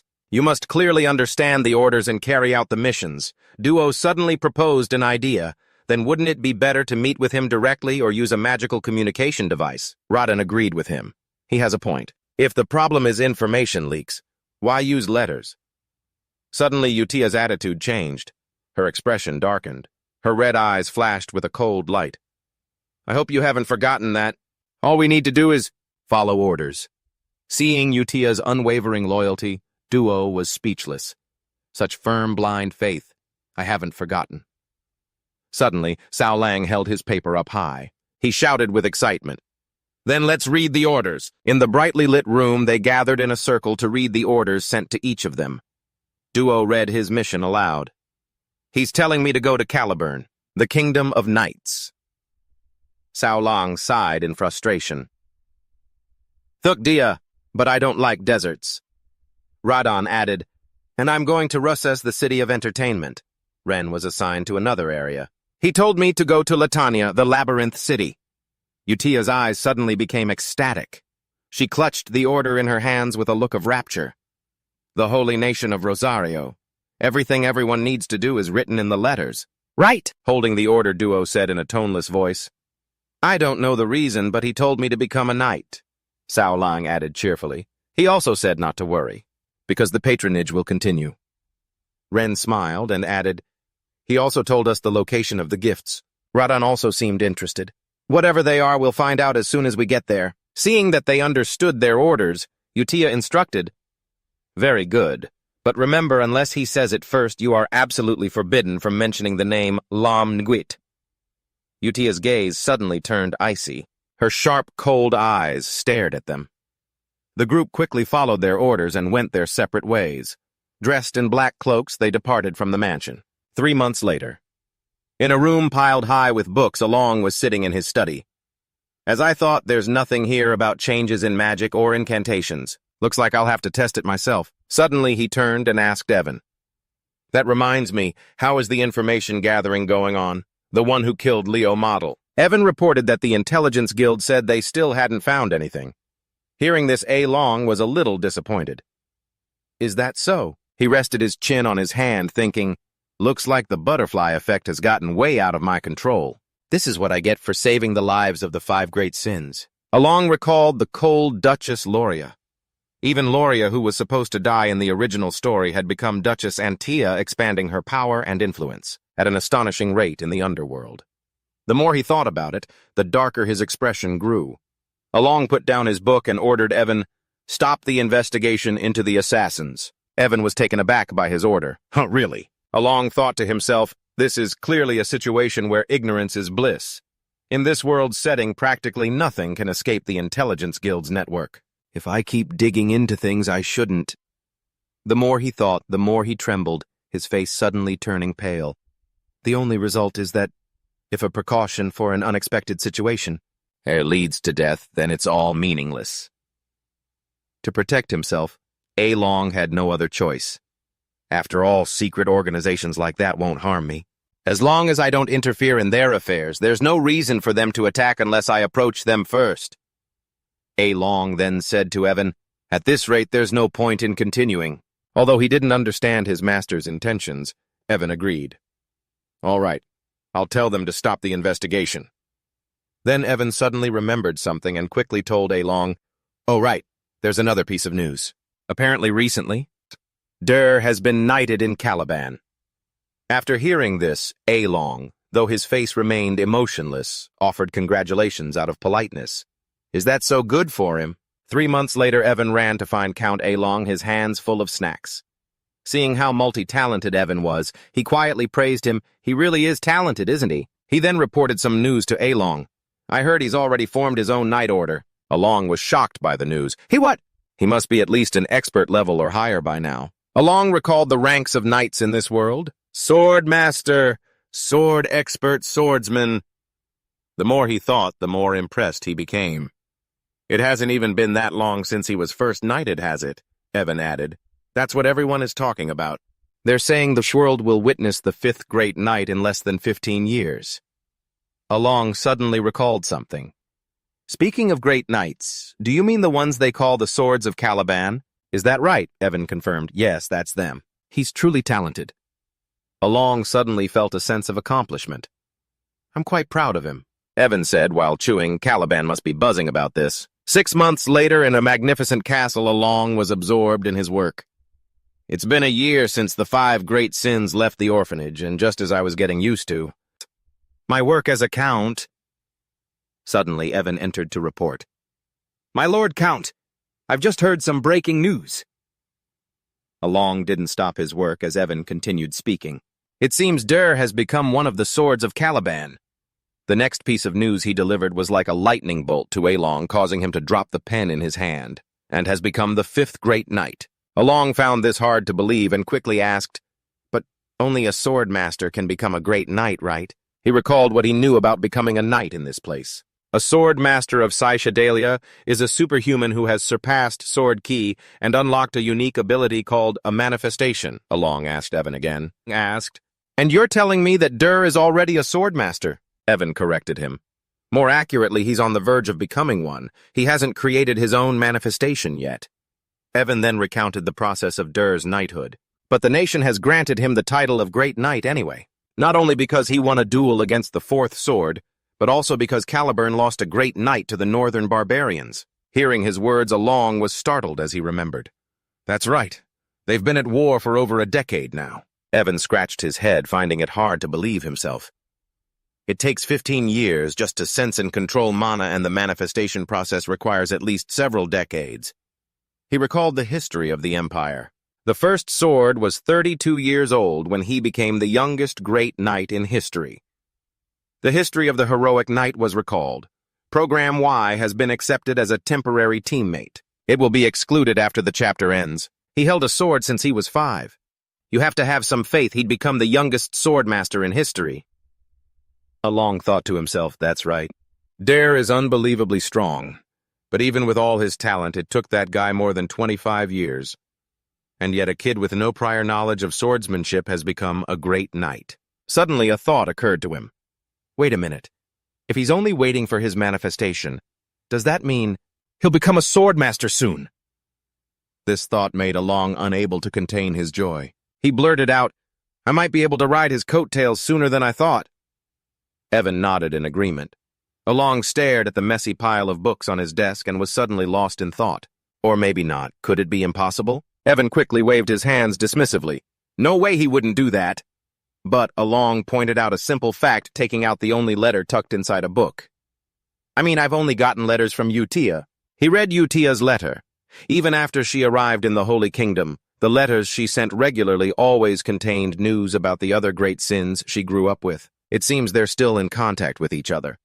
Along felt a little sense of loss, even though they had never met him before. At least they could have thanked me for the gift. I feel a bit guilty. He slapped his face hard to snap himself out of it. Evan looked at him horrified. Right, let's get back to the matter at hand. I was already grateful enough that they didn't destroy the kingdom after awakening as the 5 great sins. The two stood side by side at a sunny window. Along spoke in a reluctant tone. As long as they're living well, then I'm happy. Twilight over the capital of Caliban. In the central district stood the mansion of a high-ranking noble. This was the grand estate where the famed Eclipse Knight Order resided. At this moment, countless swordsmen were training inside. Dew-clad in armor stood proudly above, observing the situation. He was introduced as Dew Captain of the Eclipse Knight Order, the youngest Grand Knight. Dew looked down from above at the knights below with a cold gaze. Suddenly, a girl walking below noticed his presence. The purple-haired girl waved at him. Seeing this, he smiled and waved back. But suddenly, Do's expression darkened.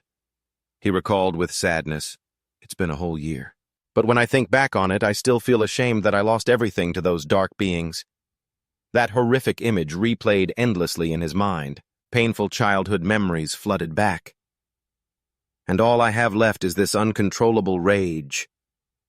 The image of his sister enveloped by darkness slowly slipping from his grasp. Do was held back by the darkness, the distance between him and his sister growing ever wider, and the hatred swelled within him. Memories of his miserable wandering childhood returned. Though drowning in a sea of misery, he still clutched his sister's hair clip tightly in his hand. Do's true thoughts were slowly revealed. The fact that Great Moon saved my life isn't a good enough reason for me to swear loyalty to him. But because he promised that I could get my revenge with my own hands, I have followed his orders. Under the name Blue Moon from that moment on, he began to dedicate his life to Blue Moon. Working as a part of Blue Moon meant undergoing many dangerous missions and training sessions where death was always a possibility. But for the sake of revenge, Do no longer cared. However, I couldn't care less about my own safety. Memories flooded his mind like a torrent. For several years, I carried out missions that would become the foundation for our fight against the dark beings, and very soon after, and for the first time, I received a private order. Du was completely shocked to receive a secret order. "This is so sudden. What's this?" In the letter along had revealed. "A small hotel in southern Caliban. I've left a gift there. Go and take a look." But Du didn't pay it much mind. "That gift doesn't really interest me." Even so, he still went to the location Along had mentioned. Du was a little curious. What could possibly be here? When he opened the door, the scene inside left him utterly stunned. Seeing the familiar figure of his younger sister Do rushed towards her, his hand reached out wanting to touch her. The gift from Great Moon was the family I thought I had lost forever. Du hugged the little girl tightly, collapsing to the ground in joy and emotion. She hugged him back, also moved to tears. Something more precious than my own life. Du was now sobbing uncontrollably.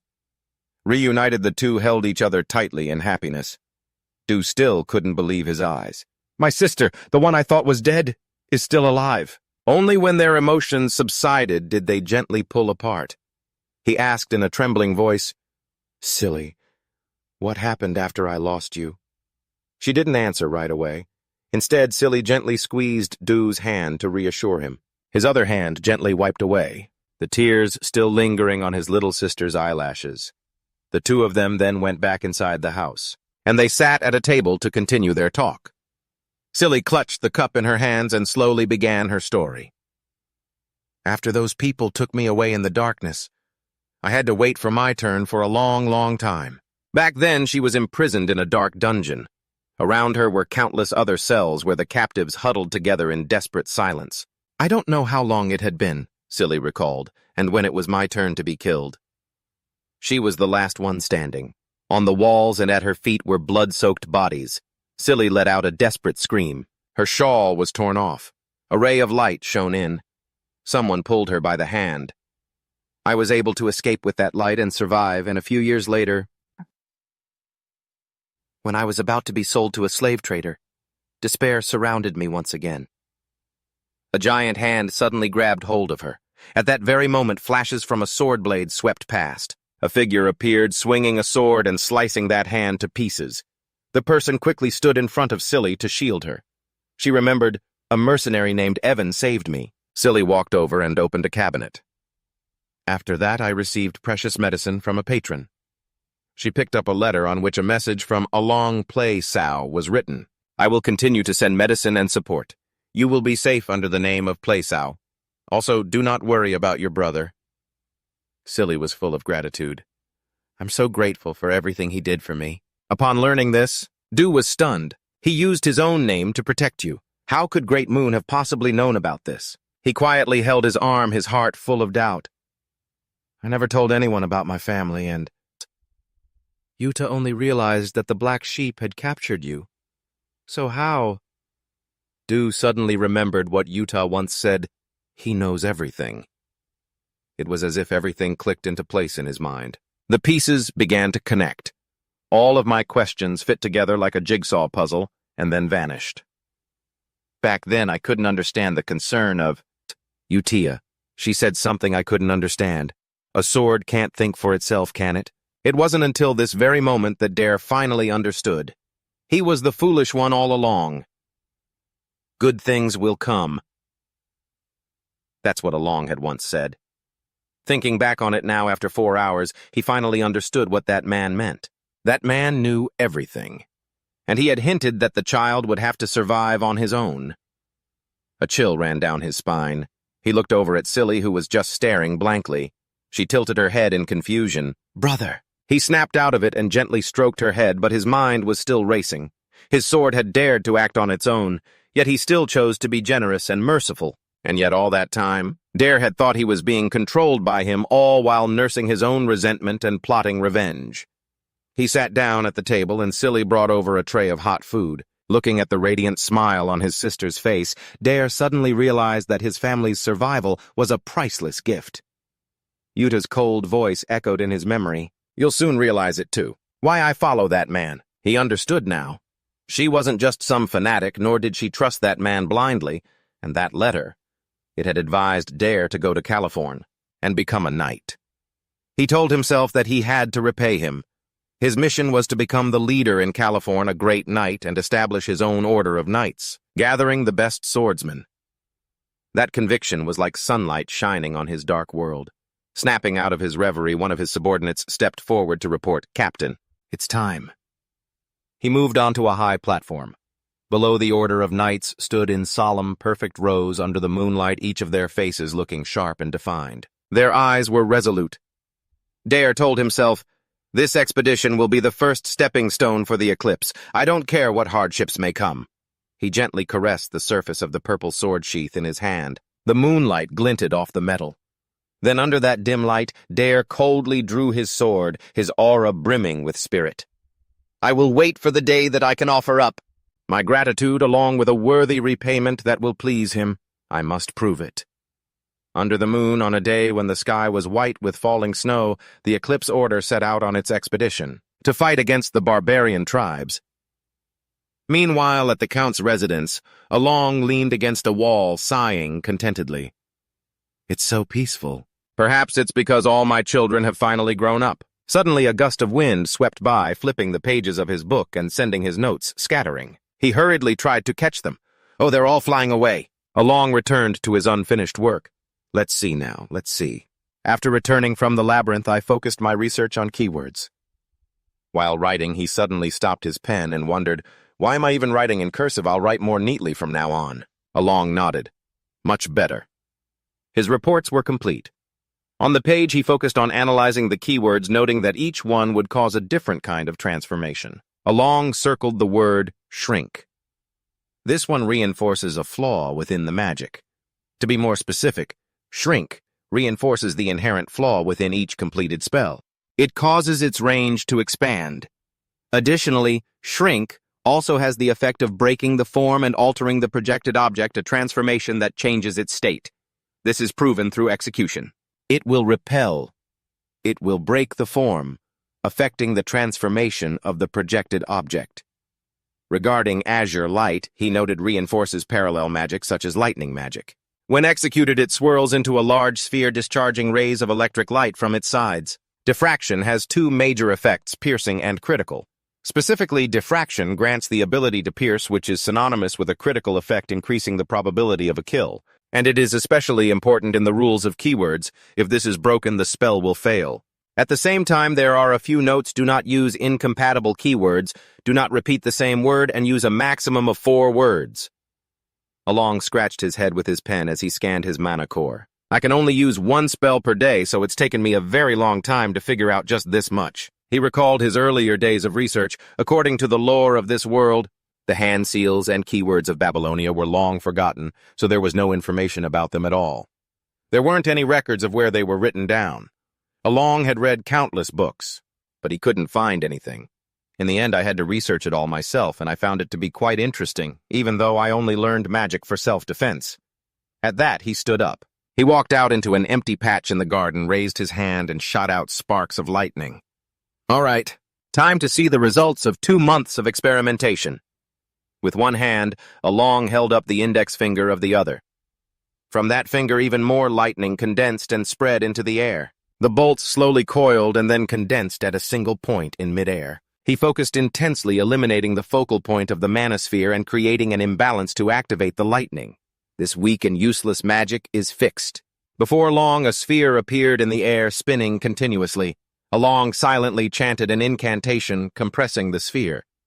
It suddenly shrank from its large size, but its power remained immense. He continued to apply his research by chanting keywords. Break. It began to form a specific purpose. March blossom. The lightning from Along's hand gradually turned azure. It grew more intense. From a single sphere, it developed into something like a great tree trunk with bolts of lightning spreading out like branches. He looked at the result of his test before him. He couldn't help but be impressed. So the order matters too, huh? Along mumbled, because when I used break first it failed. Before he could finish, a shout cut through his thoughts. No way! Startled, he immediately spun around. 2 people were standing there. He had no idea how long they'd been watching. Kalia's face was pale and filled with disbelief. Primordial magic. Along looked at her in surprise. What? Why is Kalia here? The man beside her was trembling. Using origin magic. That means he's reached the level of a 7th circle mage. Hearing that, a corner of Along's mouth twitched. In the reception room of Count Palladio's mansion, Kalia and Bianco sat in silence, waiting for Along. As she waited, Kalia couldn't help but feel tense, her mind racing with anxious thoughts. I have 2 clear reasons for coming here. First, to confirm the intentions of Count Palatio, the one holding the trump card that could inflict heavy damage on Zenonia. After all, Kalia herself is now the primary operator of Zenonia. Her father is just a puppet, and she's the one pulling the strings. Therefore, determining Along's intentions is now her top priority. Second, to investigate the level of the organization protecting him, the organization that helped him manipulate Palatio. Although this reason isn't as critical, Kalia is genuinely curious about which mysterious organization helped Along achieve the success he has today. But instead, what I found out was, I never thought I'd see this arrogant mage trembling in fear. That's right. Right at this moment. Bianco, sitting beside her, was shaking so violently he couldn't even sit still. Bianco, a 5th circle mage exiled from the magic tower for his inhumane experiments. He could easily annihilate an entire division of soldiers, yet he still maintains an arrogant attitude towards me, even though I've been his longtime patron. A man who is both intelligent and cold-blooded. To think that someone who has successfully carried out such wicked deeds is now trembling, his face ashen and covered in sweat. Kalia looked at him in disbelief, thinking to herself, I can feel his fear. I've never seen him like this before. Meanwhile, a nagging question troubled her. Was that really origin magic just now? Just then, the sound of the door opening and a deep voice cut through her thoughts. Well? Along slowly walked into the room, stopping in front of Kalia and Bianco. He asked coolly, What brings you to this domain? Kalia sat up straight, speaking cautiously and formally. My apologies for the sudden visit. I wanted to meet you so much that... Before she could finish her sentence, Along cut her off. Politely, he said, I won't blame you, miss. He crossed his arms, looking at her seriously. His voice, though calm, was firm. However, let me make one thing clear. What I just used was not origin magic. If you truly wish to classify my magical ability, I'm only at the 2nd circle level. He didn't hide anything, getting straight to the point. Pausing for a beat, he looked over at Bianco and said confidently, The mage beside you must have realized it. That magic has no effect whatsoever. But inwardly he thought with a sense of regret, Unfortunately, that magic can't be used for offense or defense. Hearing his words, Kalia and Bianco coincidentally had the same thought. What does he mean? As if sensing something from him, Bianco immediately sent Kalia a grave telepathic message. Keep your mouth shut about what you just saw. Hearing this, Kalia tensed up. Bianco, trembling and stammering, sincerely apologized to Along. You are correct. It seems I was mistaken. Kalia looked at him confused and bewildered, thinking suspiciously, Bianco is being polite. Along gave a slight nod, letting the matter go. Hearing him say that, Along inwardly sighed in relief. He didn't make things difficult for them and said frankly, Good. Now that the misunderstanding is cleared up, let's get to the main point. Kalia hesitated for a long moment before saying tactfully, I thought I should pay you a visit since I'm in the area on business. Along asked calmly again, You don't have a particular reason, then? Kalia lied, no. Along wearily lowered his eyes, saying implicitly, "What a pity. I have things to do, so I can't sit here for long." Being an intelligent woman, Kalia quickly stood up, took a deep breath, and said politely, "I understand. Thank you for taking the time to see me. We'll be leaving now." Along leaned back in his chair, his voice cool as he made a half-joking, half-serious suggestion. "If you need someone to talk to, I recommend you meet with Duchess Antia. Yes, I think you two will get along." As he said this, he looked directly at Kalia. Her expression soured slightly. She understood his words were not just an idle comment. After a few seconds of silence, she bowed. "Yes, sir. Since you've said so, I will pay her a visit." Both Along and Evan walked them to the door to see them off. Watching the luxurious carriage depart, Evan asked. Along curiously, "Why would someone from House Zenonia, a declining family from the West, come here?" Along answered honestly, "I don't know. I can't even begin to imagine the reason." But deep down he knew this was going to be troublesome. If the false rumor about him using origin magic spreads, those who crave a challenge against the strong will start seeking him out for a fight. And this world is a dark fantasy after all. Just thinking about it, he could already picture evil forces gathering to target him. Turning to go back inside, Along walked and thought with concern. "I hope she got my meaning. Zenonia would never go see Antia." The one they're competing with in the underworld. At the same time, he silently prayed, "Just as long as they don't come looking for me, I'll be fine." Under a clear blue sky and a carriage on its way back, Kalia's voice could be faintly heard from outside. Was what Count Palladio used really origin magic? She asked this while sitting upright, seriously awaiting Bianco's answer. Bianco, who still hadn't recovered his composure, hesitated and replied, "No, it wasn't." Hearing that, Kalia pressed on, "Then what was with your reaction back there?" When asked about that matter, Bianco trembled. He gravely explained that primordial magic is a type of magic that writes its own laws upon the veil of absolute immutable principles. It is reserved only for mages who have reached the absolute peak. However, what the Count uses is different. As you requested, I used the Eye of Observation to examine his magic. While Along and Kalia were talking, he had secretly carried out his task. He truly saw it. A split veil radiating a dark aura that was wrapped around him. He's tearing the veil itself apart. He's twisting the absolute immutable principles. He's anchoring lightning. The more he spoke, the more Bianco lost his composure and began to scream. The Eye of Observation had shown him things that were not meant to be seen. Bianco screamed again. "He's bending it, collapsing the very laws of nature, but even after doing all that?" The magic still materialized. He performed an impossible miracle. Upon hearing this, Kalia's face darkened. She stared at Bianco, her eyes wide with fear, but he wasn't finished. Bianco spoke again, his voice low and hoarse. "But what happened after that?" "That's when I saw it. The cracking ice, and that bloodshot dark red eye lying deep within Along. It clearly belongs to the great forgotten god." At this thought, Bianco grimaced and slumped over. His trembling hands clutched his head as he constantly mumbled, reminding himself to stop thinking that it was too dangerous to think about it any further.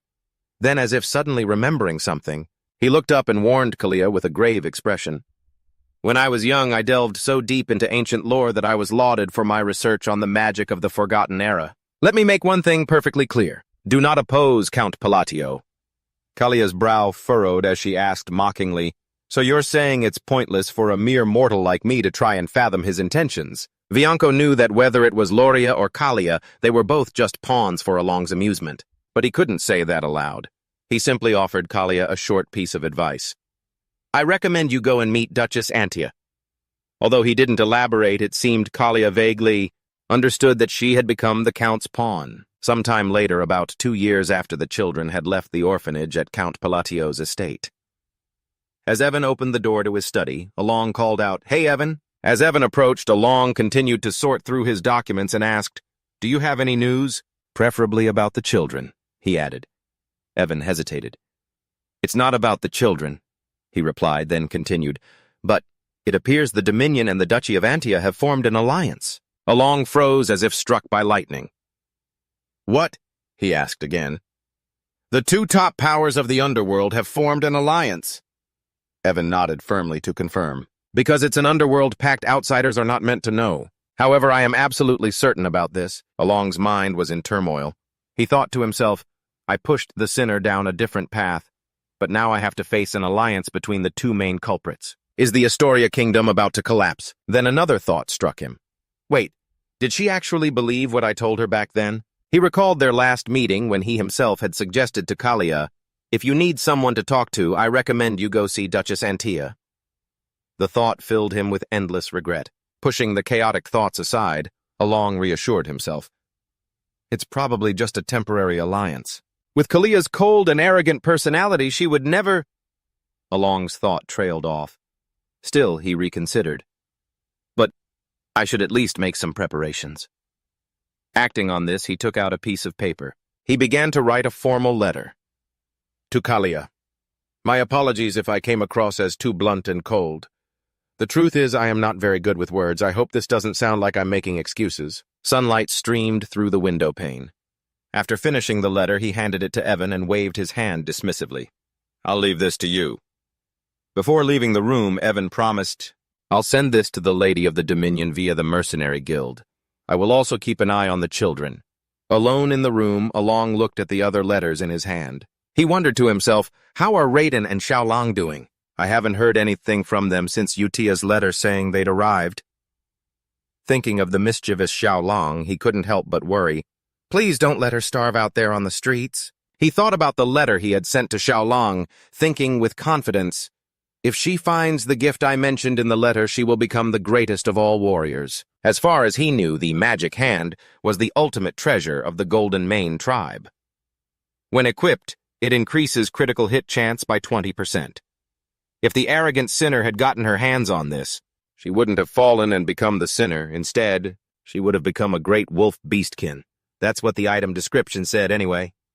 Along's gaze drifted outside as he grew anxious again. I did tell her the location of the secret treasure after all. The one I was going to use as an emergency fund.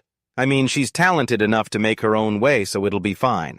Right? That place is a nation of warriors, a place where strength can grant you the entire world. It is the desolate, sand-swept desert nation of Q. Under a glittering, star-filled night sky. Deep inside a rocky cave, Xiaolong skipped along a rugged path toward the exit.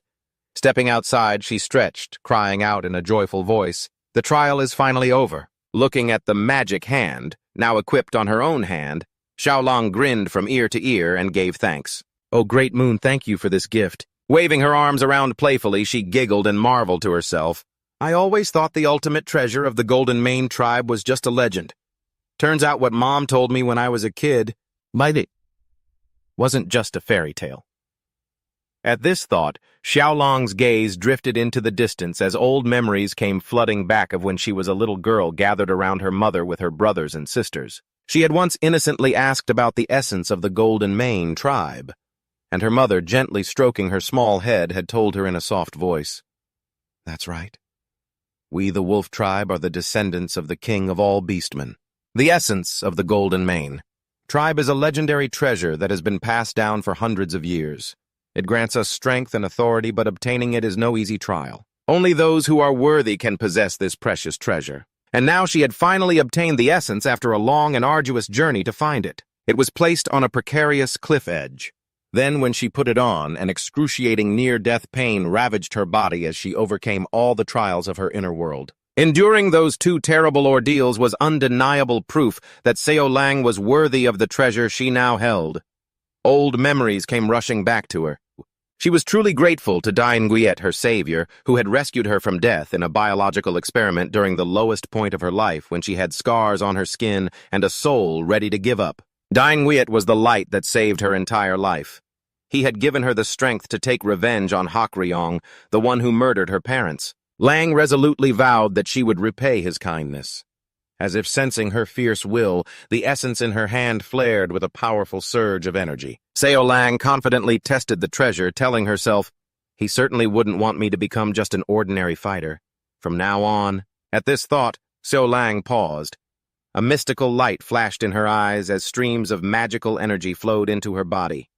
She silently promised herself that she had to become the strongest fighter. I will revive the Golden Mane tribe by gathering the remaining members and kill Hakryong with this. With that said, Xiaolong raised the hand wearing the essence to the sky. This treasure would be the proof of her honorable vow. The stream of memories ended and Xiaolong stood in silence. Standing in the middle of the colony desert late at night, she gazed at the bright moon and was reminded of Dine Nguyen. Seolang's soft voice was carried on the cool breeze. Everything is for him. Now, let's begin. After saying this, Seolang let out a bright laugh and cheerfully skipped forward. In the quiet desolation of the colony at night, the only sound was Seolang's steady footsteps moving forward. This image seemed to be a sign of the future. The great beastman kings of the Golden Mane tribe will be revived under the blue moon after 500 years. As Along was intently reading a document, Evan suddenly spoke up. "Oh, right," he said apologetically while wiping his sword. "The Intelligence Guild got some information about the kids. I meant to tell you at the training grounds, but I forgot." Along wasn't angry and calmly asked, "All right. What is it?" Evan recounted, "Cheon Gang is doing very well at the settlement. She's even earned the nickname Golden Flash." Along frowned slightly. Golden Flash. He felt like he'd heard that name somewhere before. "In any case, I'm just glad to hear she's okay," he nodded. "That's right, in that land. As long as you have strength, you can do anything." Along then asked, "And what about Radon?" "I haven't heard anything from him since he said he was apprenticing in Rasa's." Evan explained, "There's some information about him, but they're still in the process of verifying its accuracy." Hearing that, Along grew pensive. "Is that so? By the way, Evan." He shot him a suspicious look. "Aren't you supposed to be busy?" He broke out in a sweat and stammered, "Why are you suddenly looking at me like that? I've done everything you told me to." Along instructed, "You need to get ready. It'll take at least a month to get to the magic tower." He jumped to his feet, startled. "What, the magic tower? You haven't said a word to me about it." Along rubbed his chin in surprise. "Oh, haven't I?" Evan sighed. "Well, I'm used to this." He couldn't help but be suspicious. "But a whole month, it only takes about a week to get to the magic tower." He replied, "We're going to the Blue Magic Tower." Hearing that, Evan nodded. "I see. That place is near the Labyrinth City, so it's quite far." Finally, he stood up to leave the room. "I'll start preparing immediately."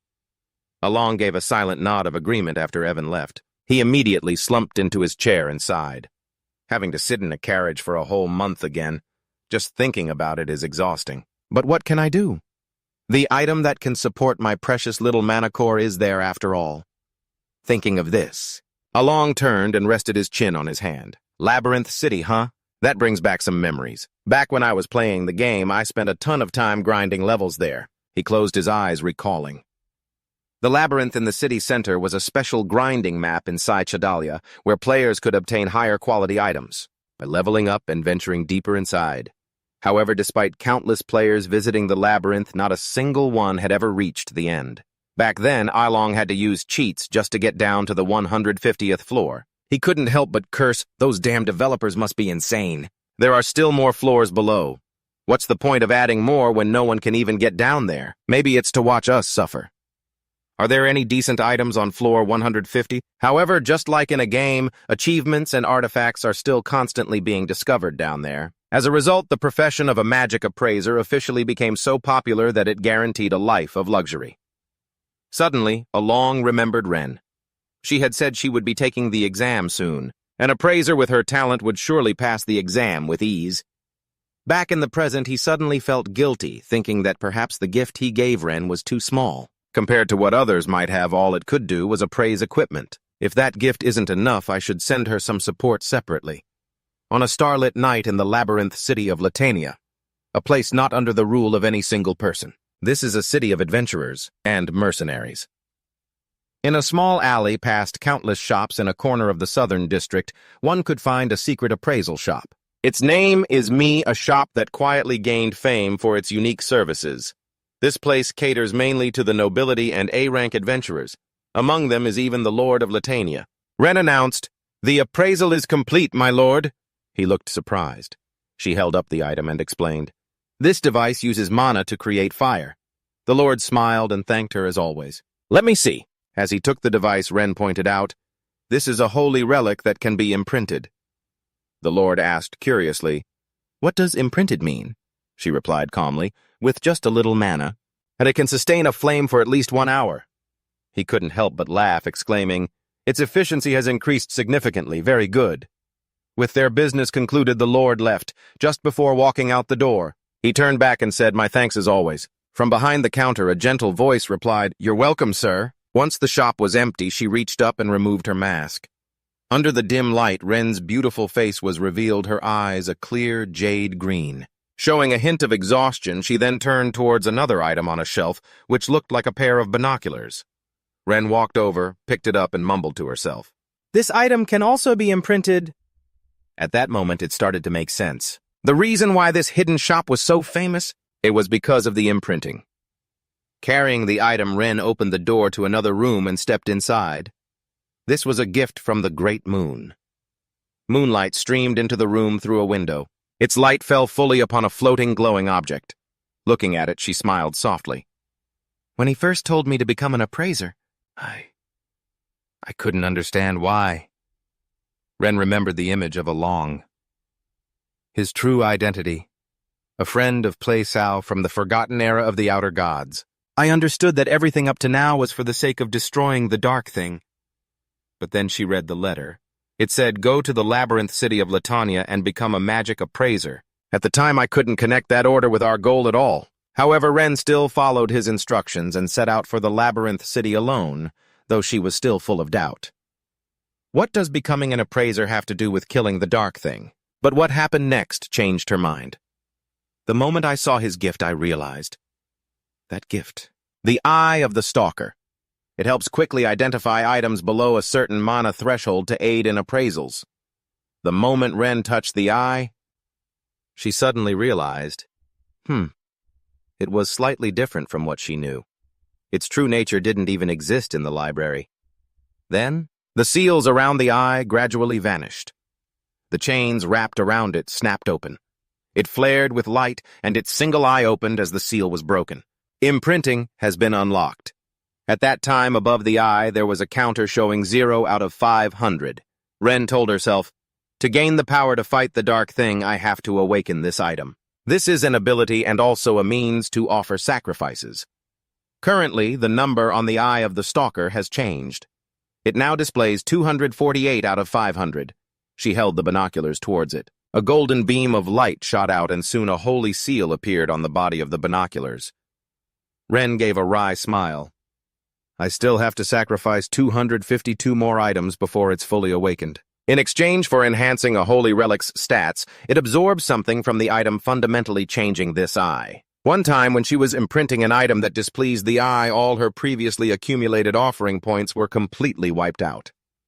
And since then, Ren learned one thing for sure: it only reacts to specific high-grade holy relics. And if the wrong item is sacrificed, the accumulated count will disappear. Thinking about this, she couldn't help but smile, gently nuzzling her head against the eye.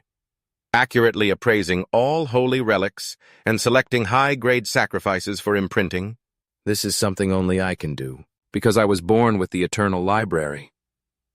Ren cradled it in her hands. It's all for the sake of killing the dark wolf. All according to the will of the great moon. 3 weeks later at Lama Tower, a carriage moved quietly along the cobblestone road around the tower. Inside, Fenia, the vice tower master of Lama Tower, frowned in annoyance and spoke. The tower master is currently away. State your business and be on your way. Seeing Along remain silent, she grew even more irritated. I'm busy, so spit it out. He looked at Fenia, silently assessing her. She's a familiar face I've seen in the main storyline. Right now, she's still the vice tower master because the main story hasn't started yet. In the game, she's a rare genius who reached the 8th circle at only 20 years old and became the master of this tower. Speaking of Lama Tower, it's a magic tower that is not only powerful, but also holds a monopoly on the production of certain essential goods, putting their status on par with the nobility. He was a little displeased. The authority of a vice tower master who has surpassed human limits should be immense, but this attitude is a bit much. Even so, it was annoying. Along still managed to introduce himself. I am Count Panlatio, as was previously announced.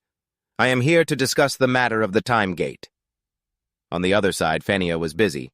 Right. I still have to deliver this document. But as he spoke, she just asked, so what is it? Along calmly replied, I can eliminate the time gate. Fenia's hand, which was holding the document, froze. The time gate. He's talking about that. It's a rift that connects to a mysterious subspace appearing in places where magic is frequently used. it creates anomalies that cause severe damage. Monsters that are dangerously unpredictable, impossible for anyone to foresee. She looked at him with her analytical eyes, and after a moment of consideration, her tone turned contemptuous. With that pathetic talent of yours, what do you possibly think you can do? No. Phinia didn't hesitate to wave him away. Whatever. Just leave. Along was flustered. Wait, this isn't how it's supposed to go. I need an answer. She cut him off, annoyed. You're going to eliminate the time gate and take the treasure, is that it? Yes, of course, that's what you'd do. Furious. Phinia slammed her hand on the table and yelled, That's it, isn't it? Do you have any idea how many people come here every day for that same reason, huh? Along tried to persuade her. I'm telling the truth. Take me to the time gate and I'll prove it to you. He felt indignant. Why won't she believe me? Seriously. Her voice suddenly dropped. Listen, I get it. You need some grand achievement to turn public opinion around because people are starting to realize the only reason you became a count was pure luck. When your brothers died. However, that doesn't mean you can bring your personal problems here to cause trouble. As she spoke, Phinia unleashed her power, making the very air tremble, startled. Along stumbled back, but Evan caught him. So that's the rumor going around, he thought. It must be because I've lived so quietly, even though it's true. She seems like a complete workaholic, yet she's surprisingly well-informed about the outside world. Phinia's gaze now seemed to crackle with electricity burning with absolute rage. Along shivered involuntarily. She's terrifying. No joke. She's putting me in my place, and I was just starting to get a little annoyed. Evan leaned in and whispered in his ear, That's just her mana leaking out. I'm pretty sure she'd snap us in half if we tried to fight her. Along calmed himself, regaining his resolve. But I'm pretty desperate, so he stepped forward to negotiate. If I fail to close the time gate, I will offer my entire fortune to the magic tower. But Phinia remained unconvinced. Still spouting nonsense, I see. Along's gaze was firm. If you wish, I will make a magical oath. It's not a bad offer for a moment of your time. Don't you think so? Hearing this, she hesitated for a moment, a flicker of indecision in her eyes. A short while later, Phinia led him to a door. The time gate is in here, as promised. All your assets will be mine the moment you fail, Along replied confidently. That won't be happening. She leaned her head against the door, watching him and thinking, perfect timing.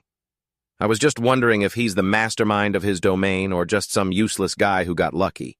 After listening to him talk, I'm leaning toward the latter. Phinia smirked contemptuously. She also assessed that despite the inhuman aura surrounding him, he only has a small mana core and slightly above-average energy perception. But his talent barely reaches the second circle. What can he possibly do with that? How pathetic. The truth is, there's no real need to close this gate. In 3 months, it will naturally disappear after spitting out a holy relic. Our research would have concluded then, and not a single mage capable of closing a time gate would have appeared. However, the time gate at the Blue Magic Tower had been wreaking havoc for over 2 years, and now, Along slowly approached the cracked time gate. Phinia shrugged, warning him, If you can't do anything, you can just leave the room. He ignored her and began weaving hand signs. She frowned in suspicion. Are you going to use your hands as a catalyst instead of a staff? Even the ancient grimoires classify that as a primitive method. It's a method you'd pretty much only find in fairy tales. Phinia couldn't help her disdain. She wanted to stop him. For God's sake, stop this charade and leave. Along ignored her and began his chant. Suddenly, the surroundings plunged into darkness. Phinia paled, a cold sweat trickling down the bridge of her nose. I can't move. Oh, everything has stopped moving. Phinia quickly channeled mana into her eyes to scan the area. In front of her was a massive crimson eye tightly closed. What is that? In the blink of an eye, the eye opened. Its deep crimson pupil seemed to bore into Phinia's very soul. She focused on the mysterious circles within it. She mused, an unknown entity. Understanding its essence should be simple. That must not be allowed to happen. Phinia reached out her hand as if to touch something. Stop thinking. Sever them. What has been understood must never be realized. Cut off your thoughts. Now, the red eye continued to stare. A moment later, a giant hand gently approached Phinia, and a thought flashed through her mind. An absolute command. Her eyes widened, her face beaded with fearful sweat. I understand the command. The massive eye then shrank and snapped shut, leaving a bewildered Fenia staring upward. She stood frozen, unsure of what to do. Suddenly, Along's voice made her jump. "The gate is closed!" Just as he said it, she noticed he was holding something in his hand. I thought to myself, this should be a piece of cake. All I need is the right item and a special method. Then Aaron said, "I'll retrieve the holy relic that Sharon spat out." He glanced at Fenia and mused, "I'll need to use it a few more times, so I used a persuasion spell on her. I wonder if she bought it." Fenia's face was a mask of terror as she stammered, "Yes, I won't tell anyone." Aaron thought with a sense of defeat. Judging by her face, did my bluff fail? He stepped towards Fenia. "Yes, well, I appreciate it, but you don't have to." Fenia scrambled backwards in fear, shouting, "Yes, I will keep it an absolute secret." "I won't tell anyone." Terrified, she kept backing away, yelling, "I can really keep a secret. Seriously." Aaron, still confused, wondered to himself, why is she suddenly acting like this? He turned away and called to Evan, "Let's go home." Before he could leave, Aaron looked back at the sound of a voice. "Please wait a moment." Fenia immediately opened a medicine box and held it out to him. "This is a mana recovery potion that I made myself." "Please take it." Aaron picked up a bottle and examined it. "A potion personally crafted by the Vice Tower Master, and it's a high-grade one at that." Then Fenia asked, Do you like it, sir?" Aaron's face went blank as he thought, "These two bottles are worth several low-grade ones combined." I looked up the price and nearly choked. Then Aaron wondered, is she this grateful just because I closed the gate? Fenia, pale and flustered, said, "It's about what the Count asked of me. I will absolutely keep quiet about it. Seriously." Suddenly she blurted out naively, "Of course." "A mana oath. Should I make a mana oath?" Aaron thought, exasperated. A mana oath for something this trivial. A moment later he spoke up, "Wait a minute." Then he thought to himself, she seems to be misunderstanding something. Suddenly numerous chains fell from above where they were standing, quickly binding them. Fenia cried out, "See, I'm very good at keeping promises." Aaron turned back with a weary sigh and replied, "I get it."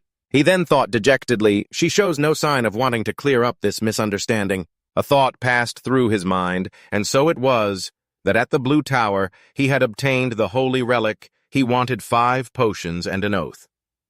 Early the next morning, in front of a grand and magnificent tower, Evan stared at the item on Aaron's arm and asked, "Is this the treasure that dropped from the gate?" It was really hard to get. "But it looks more primitive than I expected. Is its performance good?" Aaron gently touched the item and replied, "Well, regardless, this is something I absolutely need." He stared intently at the item. The seal of the irreverent. So I got it safely. The gem embedded in the bracelet could absorb and store mana from the air. The item on Aaron's arm suddenly began to glow, making him exclaim, "It works well." He mused again. "The storage capacity isn't large, but with my magic core, it's more than enough." Then Aaron looked into the distance. A body with less mana, and then even a support item. He stated his resolve. "My goal is to research magic and protect myself, not to fight." Aaron sat in a corner nodding. This is enough. He thought of Fenia again and wondered, by the way, what exactly did Fenia misunderstand? Aaron suddenly recalled her abrupt politeness. It's so weird. He remembered Fenia saying, "Please come in." Aaron had turned to her to introduce himself. "Let me be clear, I am a 2-circle mage." Fenia had cheerfully replied, "I know you look exactly like a 2-circle mage." Hearing that, Aaron was bewildered. Is she mocking me? Back in the present, he sat quietly thinking, this reaction is similar to Kalia's that time. He continued to recall the image of Kalia. Elsewhere, Fenia forced a smile, still feeling uneasy. Aaron looked out the window, lost in thought. Anyway, I won't be seeing any of them again. It should be fine. Bright sunlight shone down. Below, a horse-drawn carriage rolled along as a voice rang out, "The weather is lovely." Someone replied, "Yes, it's so peaceful." Outside, the Antia Duchy was incredibly quiet. Loria held a teacup in her hand. She said gently, "It's been a while. I hope you have a pleasant time, Lady Kalia." Kalia smiled and replied, "Of course, Lady Antia, you haven't changed a bit. I'm truly happy to see you again." Loria said gracefully, "It's so convenient that we don't need to discuss status or power with each other." Kalia added, "Count Palatio's foresight is once again astounding." She remembered along. "It seems visiting Duke Antia was a good idea," Kalia mused.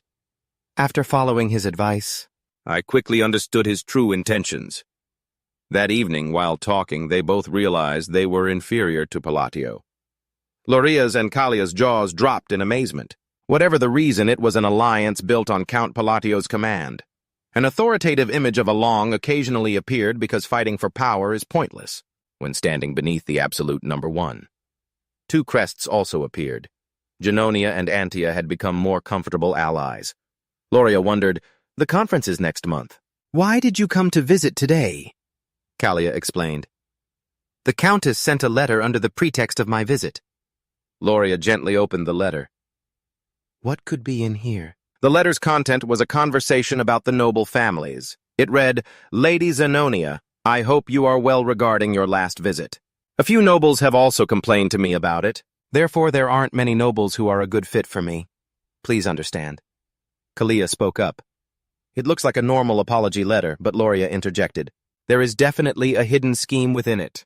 Kalia immediately agreed. "Right. I think we should discuss it." And so the two of them talked together. "Not many nobles who are a good fit for me, huh?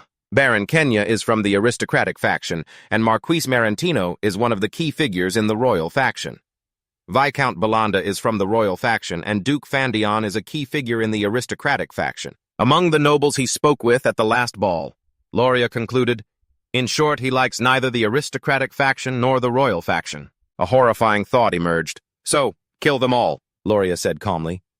"We should draw our conclusions based on common sense." Kalia quickly replied, "I agree."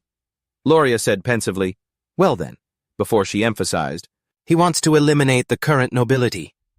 As they understood everything, both of their faces paled in fear. Loria stared intently and said, "That is what it means." Kalia, also terrified, added, "And create a new government." Loria looked up at the sky in frustration. "This is why Antia needs his reputation and influence as a duke." The atmosphere became a bit awkward. "If the hegemon of the West is on his side, then surely," Kalia affirmed, "it seems so." The two of them then said, "Shall we devise a plan?" Meanwhile, at the Blue Tower, a voice rang out. "Count Palatio, you mean he's like the gate?" Fenia sprawled wearily across the table. "Yes, Tower Master," Raiden said curiously. "Tell me the details." She looked up, then sighed, and just like that, the pieces of the puzzle, which had been created randomly, moved chaotically and snapped into place. Elsewhere, Evan asked worriedly, "Are you all right, my lord?" Along put a hand to his mouth and replied, "I suddenly choked on a sweet potato." He added calmly, "But it's still delicious." Evan brought him water, saying, "Here's some water." Along took it. "Thank you." He had a sad, gloomy expression. "I want to go home so badly." Then he thought, "It's also about time for Utia's letter to arrive." The sky gradually darkened. Beneath a statue of a goddess, Utia stood silently there. Then she smiled softly, a bashful look on her face. The scene changes back to the Blue Tower. A voice rang out, "Oh, my dear Phinia, my disciple, I have returned." As soon as he arrived, he looked around. "How strange. I can no longer sense the presence of the Gate of Time, the master of the Blue Tower, 8th Circle, Archmage Salemicado." Seeing her like that, he also wondered, did an incident occur while I was away? "Tower Master, you've finally returned. I have completed all the tasks you assigned me." "Phinia." Salem was stunned. "Is something seriously wrong?" "She isn't throwing a tantrum at me like usual. What on earth is going on?" Because Fenia had been appointed Vice Tower Master at a young age due to her innate talent, her ego and arrogance were sky high. But she must have just made some newcomer cry again. This is the 77th time this has happened. Even so, I never intended to correct that personality because her passion for magic is incredibly pure. Once she reaches the 7th circle, she will understand for herself that her achievements up until now were nothing much, and she will naturally become more humble. That's why this situation is truly bizarre. He then approached to console her. I said, "Hey, my assignment in the north this time was quite long. Has the backlog of work in my absence overwhelmed you?" She turned to look at him with a pleading look. It was then that she told him everything. So the Count sealed the Gate of Time. But because I made an oath, I cannot reveal the exact method he used. Besides, there aren't many details to recount about the process of closing the gate. That is all I can report. The thing that could make Phinia so humble is an incomprehensible type of magic. Or to be more precise, it's primordial magic, isn't it? She's so scared she didn't even bother to resist when I touched her. That Count Palatio from the Astoria Kingdom, is it? How very interesting. This is a person I need to pay attention to. 1 month since leaving the Blue Tower, after obtaining the seal of the blasphemer, I began to delve deeply into studying the code words in earnest, because now my daily magic usage limit has been increased. Important note: the rules for operating code words. The magic will collapse if the following criteria are not met. Do not use illogical magic. Do not repeat the same element, and only a maximum of 4 types of magic are allowed. Combining similar phrases can create a resonance effect. New discovery. It seems a specific code word needs to be scientifically prearranged. That's my guess. And thanks to that, I have grasped a new operational rule for polymorphic code word clusters. This might be related to the technique and position I establish. The magic was working, but something still felt uncertain. Just then, Evan happened to pass by. He approached and said, "Every time I witness it, your magic seems even more powerful than before, my lord." "Is that so?" Along let out a weary sigh at this. "Before, it was nothing like the level of a second circle spell, but now it seems it's on a completely different level compared to a few months ago. I don't think a normal gravity spell could ever create a crater this deep. But gravity is just a second circle spell. Even pushed to its maximum output, it shouldn't have enough power to completely crush an entity. I thought I was gradually getting stronger, so it wasn't just my imagination after all, was it? Your magic is truly captivating, my lord Count. If there is indeed a reason for this surge in power, it certainly isn't due to simple mastery or incantations. After all, improving one's proficiency in magic only increases accuracy and practical application, while incantations merely act as activation keywords. To change the properties of the spell, that's all. I spent months analyzing the incantation matrix for gravity, and recently I've been substituting nearly identical phrases for each other. I finally realized that the power only increases when I find the most optimal arrangement. It can't just be an illusion. If it is, then this is absurd. There's just no reason for the spell's destructive power to increase so suddenly. Perhaps recently. My physical condition has just been at its peak. I stopped by to deliver a letter from Utia for you. It just arrived. Thank you, Evan. I'll head back to my room and ponder it when I have some free time. Oh, are you going to your study right now? Yes. I've already used up all 3 of my spell casts for today. So what is the source of my sudden increase in power? Could it be a benefit received from a curse? A curse is an ancient ritual from the East where the caster accepts a personal sacrifice to harm another or even oneself.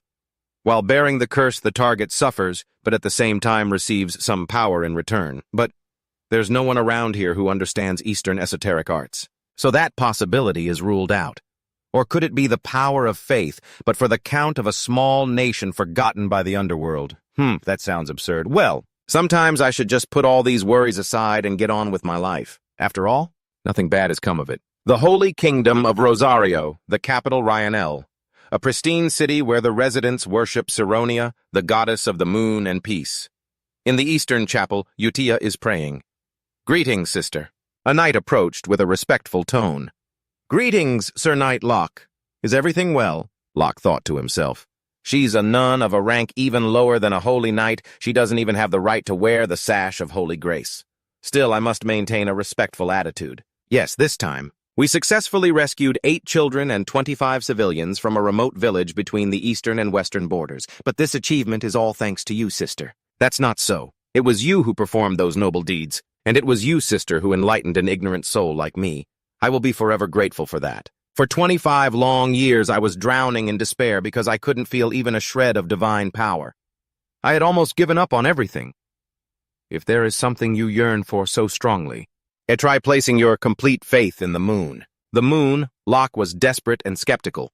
You will understand many things after you have truly done it. At that time, I was so desperate that I was willing to try anything. I prayed earnestly to the moon for many days, just as she instructed. And then, I was miraculously able to use divine power. I was overjoyed by it.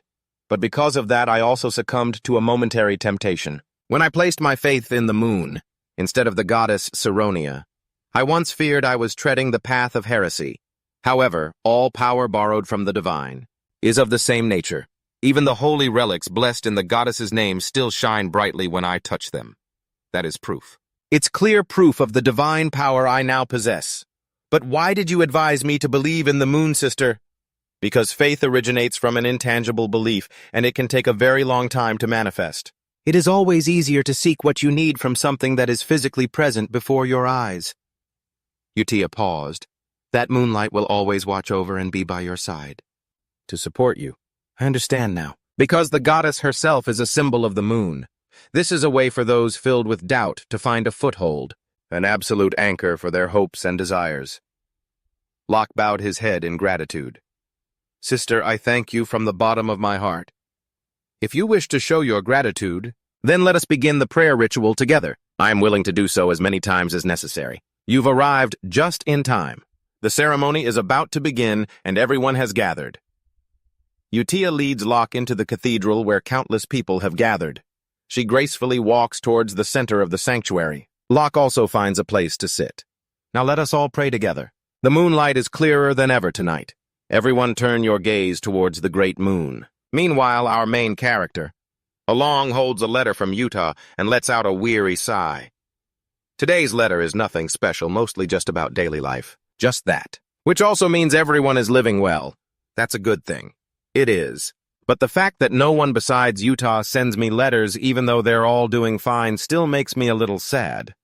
Though if I think about it from their perspective, I can kind of understand. To them, I'm just some strange old man they've never met, so I was probably just a kind person who passed through their lives. Anyway, I achieved my goal of guiding them onto the right path so they wouldn't destroy the world. So there's no reason to be sad. No reason at all. Absolutely no reason at all. Inside, Along was a bit shaken. Utia must be so busy, yet she still writes to me regularly. I raised 5 children, but in the end only the eldest acknowledges my efforts. Just as Along was silently crying inside, his friend Evan suddenly spoke up. Count, are you busy at the moment? Evan's sudden question startled Along. Oh, you're still here. He didn't have to go back, instead pulling out a piece of paper. He said, yes. I've just received some news about the children from the Information Guild, so I wanted to report to you immediately. It's about Radon, the one you asked about last time. He has now become a pirate. This news truly made question marks pop up over our hero's head. A few seconds later, he stammered out, Could you elaborate? And so, the two of them sat down at a table, and the guard Evan slowly recounted the information he had gathered. First off, the ones with the most rumors are Xiaolong and Zhou. She has achieved a 32-win streak out of 100 matches. This is a mandatory condition for her to become a Belanda. Hearing this, Along was startled and asked, a 32-win streak. Wait a minute, the fighter with the longest win streak is... Before he could finish, Evan nodded. The Lion King with a 41-win streak. At this point, Along couldn't help but be impressed. The Lion King is an incredibly strong character who even joined the players' party for a short time. This colony relies on many powerful individuals to display its military might, and she's about to surpass the colony's very leader. Unaware of his thoughts, Evan continued his report. As for Dare, his congregation has executed one of the 8 Manika leaders of the Snow region. The leaders of those who transform into monsters through rituals. You know of them, don't you, sir? For our hero, there was no way he wouldn't know this part of the plot. He thought to himself, I know them all too well. Back in the game, I had to fight the Mage tribe and destroy their god Ulancer. It's a good thing I don't have to face them now. Because Ulancer only appears when the 5 great sins are gathered, an extremely difficult stage to clear. Thinking this, Along feigned calmness. Oh, is that so? Well, it seems I don't need to worry about Dare anymore. Evan cheerfully agreed with this. He is now considered to be on par with Dare the First Sword. To know that the kid he sponsored had become so powerful, Along was already thinking about how to ride his coattails. Maybe I really should go see him. It'll probably be very rewarding. Paying no mind to the hero's delusions, Evan added, As for Ren, she has become an appraiser. She can now inscribe black patterns onto artifacts to enhance their abilities. Something like that exists? How interesting. She's probably also living well in her own way. Along replied with a nod. But then his tone changed. So the main point is, Radon really became a pirate. Seeing that they had gotten to the main issue, Evan's expression also grew a bit more serious. About that, have you heard of the 7 archipelagos off the coast of Rosias? In the 7 archipelagos where the great pirates reside, he has become the captain of the first island, the largest of them all. At this, Along seemed to collapse in disappointment. No way. A forum post I once laughed off has now become my own reality. I didn't send him to Rusius for that reason. Radon is very good at finding enemies. Moreover, as a rare sea god, he can move freely underwater. The seas of Rusius also contain many precious holy relics, which is why I advised him to become a treasure hunter. A profession with a promising future. I also used to specialize in finding enemies. Over on the side, Evan seemed to notice how desperate Along was and offered him a bit of encouragement. The captain of a great pirate crew is now practically synonymous with being the lord of that island. He's become an extremely important figure. I suppose so. Along replied, but the desperate looks on their faces didn't fade in the slightest. He couldn't help but wonder how on earth Raiden had eliminated the captain of the first archipelago. By what means? All the captains were skilled, and they'd never lost a single naval battle to anyone. Maybe it only salvages the truly precious items. Among the relics of the old era, I wanted to get a top-tier holy relic myself, so I had to grind for so many hours as a treasure hunter. So it armed itself, to claim the captain's position for itself. I know this world doesn't always work the way I want, but this is truly bitter, so this is what it feels like. To have a son who's a pirate? The thought made Along turn deathly pale as if he could drop dead at any moment. It scared the crap out of Evan. Baron, are you all right? Scene changed to the heart of the Grand Duchy of Korea, the colossal port city of Rusius. Across the sea from the city lie the 7 pirate havens, the largest of which is the first archipelago. The great pirate Redhead was once its captain, the one who traded wealth for the Sky King's protection. And this is the man who defeated him to become the new captain of the first archipelago. Radon now wore an incredibly troubled expression. I just didn't know. What is the Great Moon? I never really cared, so I never gave it much deep thought. At first, he was just someone I was grateful to. I should have died as a slave dissected and experimented on, but thanks to him, I met Utia and awakened my abilities. To be honest, it felt more like I was following Utia's orders while working as the Blue Moon. So when I received a direct order from the Great Moon, I really couldn't understand it. What's the point of becoming a treasure hunter? It even fills me with a sense of disgust. I have to start my revenge as soon as possible. Those things in black, they massacred my entire tribe. We were living peacefully on an island that no one even knew about on the continent we had just managed to escape to. Those damned hunters killed my parents when they were exhausted and sold me off as a slave. I don't see how becoming a treasure hunter and that gift have anything to do with my vow of vengeance. The very day Raiden set foot in this place. It seems I have to at least pretend to be following orders. Why is it so noisy over there? Raiden noticed the nearby ship. The wanted posters now appeared on the board behind him. He immediately used his ability to scan them. The ones who had destroyed everything Raiden had were all here. A man with a scarred face laughed mockingly and said, "Only the chosen great pirates can receive the Sky King's protection through wealth. The chosen captains of the 7 archipelagos are eternal." By this point, Radon could no longer suppress his killing intent. I found them. The bastards who murdered my parents. So they've finally seized power, haven't they, the Sky King? He's intentionally spreading lies. Only through a sacred ritual using parts from the body of the sea god can one receive the power bestowed by the sea god, Klai. And every captain of the 7 archipelagos has wielded that power. They're celebrating oblivious to the disaster that's about to strike. Those cursed hunters tore my parents' bodies into 7 or 8 pieces. Radon's fury erupted. That evening, with fireworks lighting up the sky, Radon stood high on a ship looking grimly at the scene as the waves crashed endlessly. He gloomily wondered to himself, how did he know? Radon's lips moved, murmuring, "Even though I never told him." He looked at the beautiful ship out there and thought with awe. It's as if the Great Moon is fulfilling his promise, and to even arrange an opportunity for revenge at the perfect time like this. Radon clenched his fists, trembling, thinking, but with our current strength, I'm afraid we're no match for them. He recalled those people, because they are the ones who possess the power of the sea god. As he remembered this, Radon suddenly paused, contemplating. If this was all part of the plan from the very beginning, Radon held his necklace high, murmuring, then, this gift must have a purpose too. Raiden held the necklace up under the moonlight enveloping the ship. The Great Moon had already arranged everything. He held the necklace reverently in both hands. Radon had always understood that the chessboard and the foundation for his revenge had already been laid out for him. The young man's eyes filled with resentment. He placed the pendant on his forehead, a fiery determination kindling in his heart. The next day, the green sea lapped gently against the shore, and on the small islands the trees were lush. Tall coconut trees reached for the sky. A young man's feet ran swiftly across the grassy shore of a small island. Radon leaped from a high place straight into the sea without hesitation, his entire body plunging down. He was surrounded by the current amidst the clear waves and foam. The young man saw the familiar necklace. Radon's eyes suddenly lit up when he saw it. The necklace fit perfectly around the young man's neck. It was a gift from the great moon, the Sweet Dew Lens. Radon recalled that the Sweet Dew Lens makes it easier to find relics sunken in the deep sea, and a few of the relics found that way would be enough to make up for the power I lack. That day, as dusk fell upon the sea, Radon swam down, diving deeper toward the treasure on the seabed. Radon fastened the items he found under the sea to his ankle. As he walked, he muttered, "Is that all just a thank you? I really am a fool." Radon clutched the treasure chest and looked up. The great moon had kept his promise. He thought back on all that had happened. He didn't just bring the target of my revenge before me. He also granted me the strength to get that revenge. Radon mumbled. The mission in that letter. I finally understand it all now.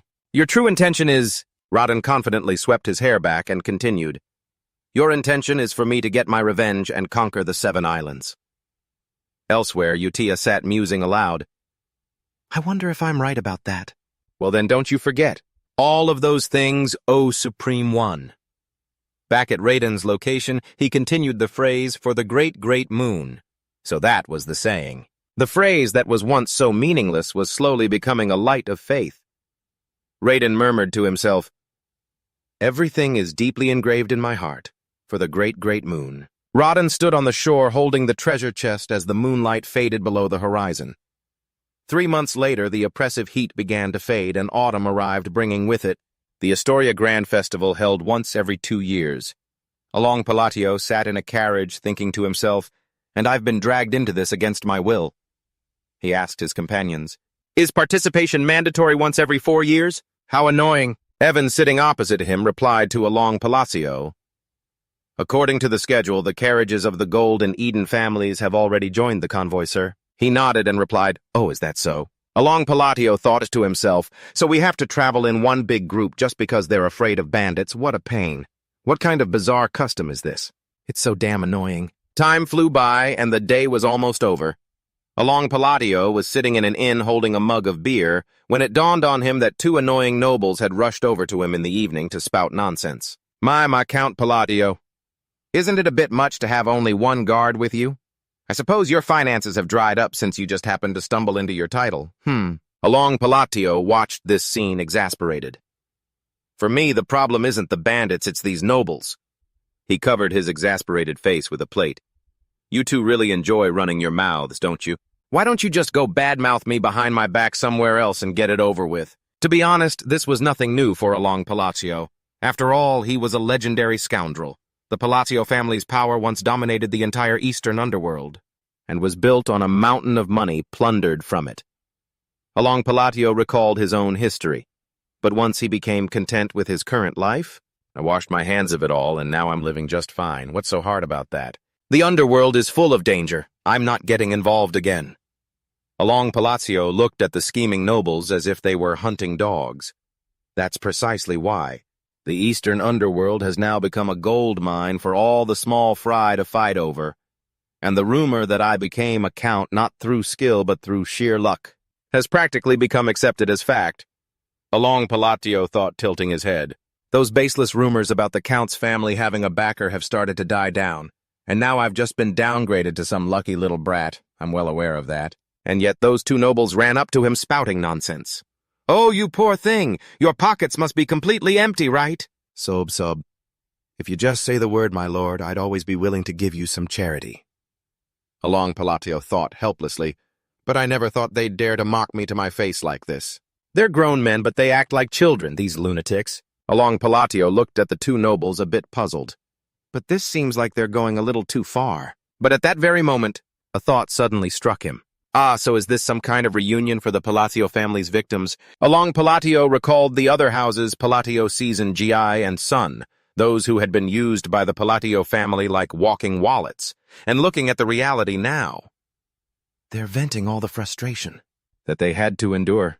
They're furiously venting their anger without any control. Along Palazzo sat there helpless thinking, and I'm not even the one who used them in the first place. Along Palazzo just sat there sighing and enduring it. It felt like dealing with a bunch of troll accounts that exist only to provoke people. They must be professional trolls or something. Just then Evan returned, looking surprised. "Oh, they're still not done provoking you? That's some praiseworthy effort." He shook his head, brushing it off. "The best thing to do is just ignore them." "Evan, where were you just now?" He seemed startled for a moment, then replied, "Oh, they were handing these out in the kitchen, sir." Evan held out what he was holding and said, "It's grilled corn." Along Palazzo's eyes lit up. "Oh, that looks delicious." As he sat next to Evan gnawing on the grilled corn, he thought to himself, "This survival food is my absolute favorite. Especially on a cold night like this, it really hits the spot. Thinking back my massive underworld legion, it must have been too expensive to feed them, so they all disbanded, huh? This carriage doesn't seem to be well maintained either, but whatever. Forget it." He glanced over at those two nobles. "Sounds like they're really cooking something up, huh? Planning to make a move." Along Palladio and Evan sat eating the grilled corn, thoroughly enjoying it and praising it. "It's so good. If it just had a little butter spread on it, it would be perfect." At that moment in the northern region, the land of eternal 9 frosts overrun by barbarian tribes, it was as if no living creature existed. Only a cursed ashen gray enveloped everything. A one-armed man tried to drag himself across the pure white snow. As he struggled to move, he left a trail of bloodstains on the snow. The one-armed man, in both agony and fury, roared, "Those damned Caliburns, they know nothing of honor." He was one of the 8 great chieftains of the Great Khan barbarian tribe, and for the barbarians who worshipped combat death on the battlefield was the greatest glory and noblest dignity. But this time was different, because I fell into the trap of that knight Calibur who challenged me to a duel, and I was defeated by his cowardly sneak attack. The chieftain coughed up a mouthful of poisoned blood. He collapsed, lying sprawled and weak, coughing feebly. The chieftain lay on the white snow, groaning helplessly. "If this goes on, what will happen to the Ga of the snow plains?" The snow continued to fall relentlessly in the frigid north. The chieftain was being buried deeper and deeper under the cold snow. He lay there crying out with his last breaths. "I, Ga, am too ashamed. I cannot close my eyes in peace at death's door." Oh, the cold snow just kept falling, thick and heavy. Blood streamed from his eye sockets without stopping. "Oh, my flesh and blood!" Amidst the frigid north, a voice called out, "Call my name!" The voice echoed around the chieftain. "Chant my great name." The voice commanded, "The name you have always worshipped from the beginning until now." The chieftain groaned, whispering the name. He whispered, "Lord Achilles." The chieftain's body grew weaker and weaker. He cried out, whispering to the snow, "The Great One." With his remaining hand, he tried to push himself up. "Great!" The chieftain turned his body upward and yelled, "My supreme god!" "Lord Achilles." He looked up towards Lord Achilles, pleading, I humbly dare to speak your name." Lord Achilles smiled and praised him. "Very good. In that case, I shall grant your wish." The carriage carrying Along Palazzo continued on its way to the Rote family's grand banquet. While on the way to the social gathering, this sweet middle-aged life continued. Even though other families were also participating, the taunts never ceased. The two nobles, Gold and Eden, slung their arms around Along Palazzo's neck, singing and dancing. "What? That's all it takes to become the talk of the town." "I'm so pathetic I could just cry." Along Palazzo just calmly said to himself, "We just need to ignore them. Don't feed them. It's basic gamer etiquette." Oh, looks like we've caught some plump prey. The caravan traveled a bit further before stopping. Let's rest here for the night. Victory belonged to the one who ignored those who were desperately trying to provoke. The two nobles, Gold and Eden, were furious and cursed. "That bastard, he just keeps ignoring us, doesn't he? I can't believe it." The two nobles, Gold and Eden, thought of something and turned to ask each other, "So what's the deal with the reinforced escort?" "I've already checked with an item. It's just that little brat and that thuggish knight. How dare he have the nerve to sit at the same table as nobility?" Along Palazzo was gnawing on his corn when he cried out, "It's hot." Evan worriedly called out, "Let me blow on it for you." The other two sighed in resignation. Looks like the rumors about them being a bunch of useless fools were true after all. The two nobles, Gold and Eden, conferred with each other. "In that case, we can proceed with the plan to attack the underworld. We don't have to show the Palacios any respect anymore." The two of them laughed sinisterly, telling each other, The immense wealth and power circulating in the underworld. I'll finally get to taste it for myself. If we can take over the underworld, then we should probably give him a little gift, right? The two nobles, Gold and Eden, excitedly imagined the future. Let's give him a thorough lesson on how cruel this world truly is. Haha, you're pretty kind, you know. As the two were laughing, they heard a rustling sound. When they turned to look towards the source of the noise, they shrieked. The two nobles, Gold and Eden, pointed in that direction, trembling as they said, "A monster!" Some ran inside while others ran out to fight. "Mage, protect the front!" A mage shot a flare up into the sky, signaling danger to the entire caravan. The flare signaled to bring weapons and illuminated the monsters, and, when the members of the caravan recognized them as goblins, they breathed a sigh of relief, saying, "What the heck, it's just goblins." They were a type of weak monster commonly found in the forest. But then they suddenly had a sobering realization. What if there are enough of them to overwhelm everything? When the caravan saw the scene before them, they were stunned. The monsters carrying heavy weapons advanced. The group heading to the banquet scowled, crying out, "Damn it! The lookouts outside, they're all dead." What in the world happened? Many of the members stammered, "I've never seen a goblin that looks like this before." Its size is different too. Is it some new kind of mutant? On top of that, for it to be overflowing with so much magical energy, that means both sides leaped into a combat stance, but there was a clear power gap. The creature's physique was unlike anything they had ever encountered. The tireless monsters attacked relentlessly, slamming into the ground where the humans stood, sending earth and rock flying. But the humans didn't back down. They immediately fought back. The crawling monsters scattered, then regrouped. They paused, looked around, and screeched, "Kehikich!" Now the monsters had all gathered in one spot. The mages and knights murmured amongst themselves. A third circle spell, stone wall, and a second circle spell, shield of protection.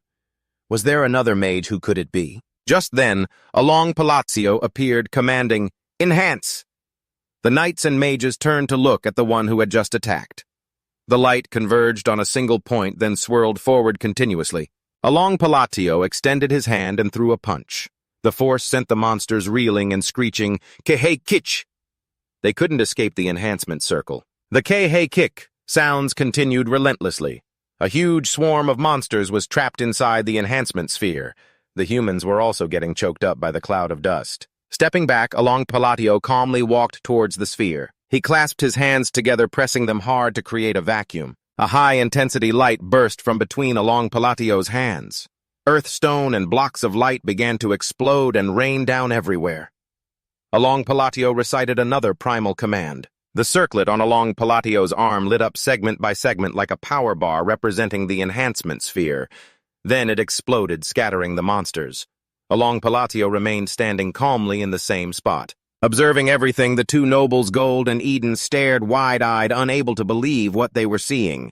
The mages and knights were also stunned in disbelief. Along Palazzo turned back and reminded everyone, "Don't just stand there, get ready." Everyone immediately regained their spirits to fight the approaching monsters.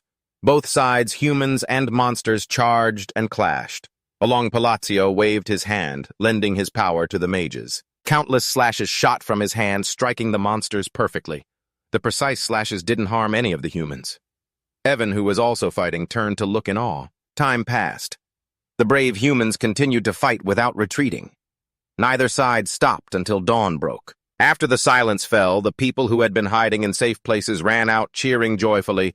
"It's over! It's finally over!" The mages and knights panted heavily.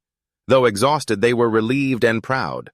All of them looked towards Along Palazzo, their thoughts focused on him. Looking at Along Palazzo in his armor, everyone wondered who he could possibly be. But no one knew that his face had gone deathly pale. "I almost really died just now. I'm in trouble now." Along Palazzo looked down at the special circlet on his arm.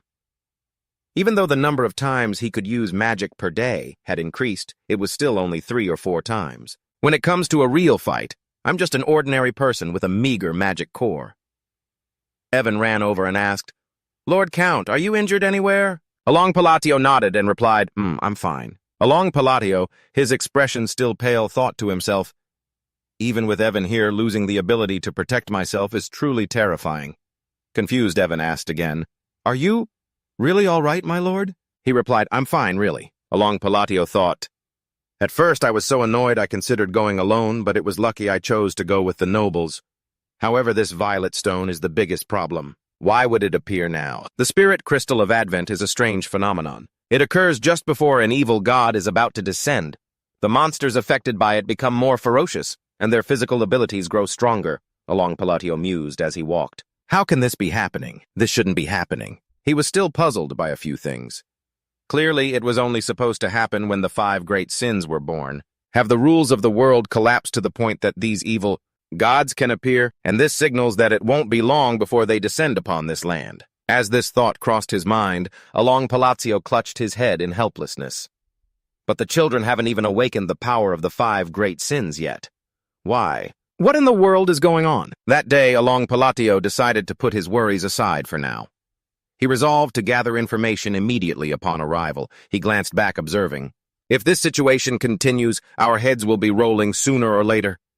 Behind him, the 2 nobles were still in a state of shock, holding their heads, their faces pale and speechless. The next day at Duke Rote's estate, gloomy from the long journey, Along Palatio groaned wearily. "We're finally here, because our entire party ran into one problem after another." The curtains rose on the grand socialite banquet. Evan sat behind Along Palatio, massaging his shoulders. He whined, "I just want to go home and sleep. So exhausting." The grand banquet inside gathered countless nobles, all refined and elegant. But it was all just a painted curtain.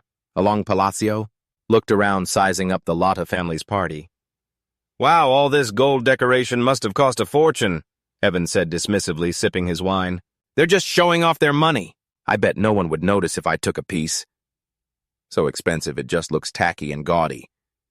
While Along Palatio was lost in thought, he heard a voice from afar. My Duke Lot, you are truly extraordinary." The Lotta nobleman laughed delightedly and replied, "It's because my little bird won't leave me alone." The other nobles chuckled and advised, "Oh my.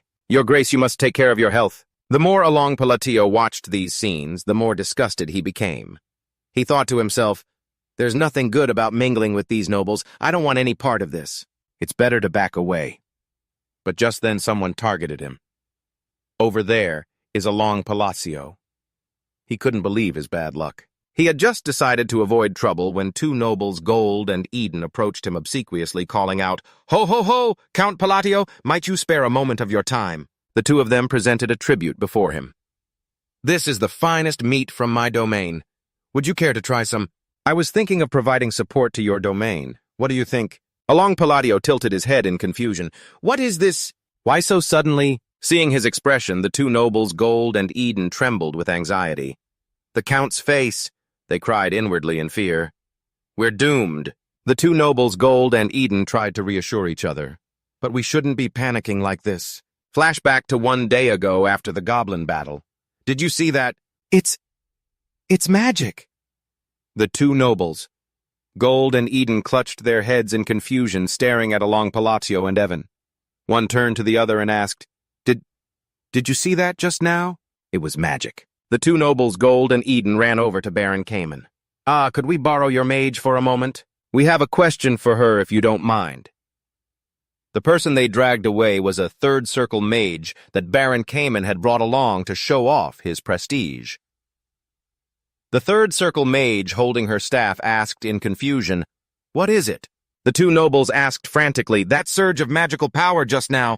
They recalled the terrifying power from before and couldn't help but shudder. They asked tremblingly, "That was only about 2nd Circle, right?" "Is that right?" The 3rd Circle mage pondered. "Huh, 2nd Circle."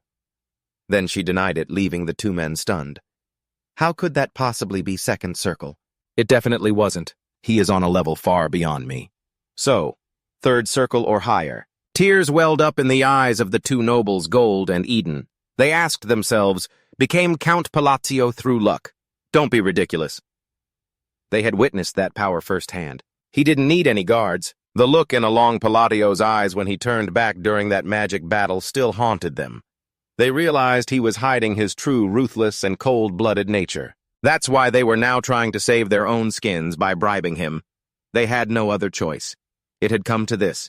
The 2 nobles, Gold and Eden, decided they had no choice but to bow their heads. I dared to be disrespectful to you, Lord Palatio. I was so lost in my own foolish delusions that I lost my mind. The two of them begged, "Please have mercy on us." Evan walked up beside Along Palatio and asked, bewildered, "What's all this? Did you follow me all the way here just to say this?" He tiredly wondered into himself, what in the world is going on? I still don't understand any of this. Evan placed a hand on his shoulder and offered, Should I take care of them? He shook his head. "It's just noisy and a waste of energy." He sighed, remembering. But no matter how open-minded this country is, this has crossed a line that can't be ignored.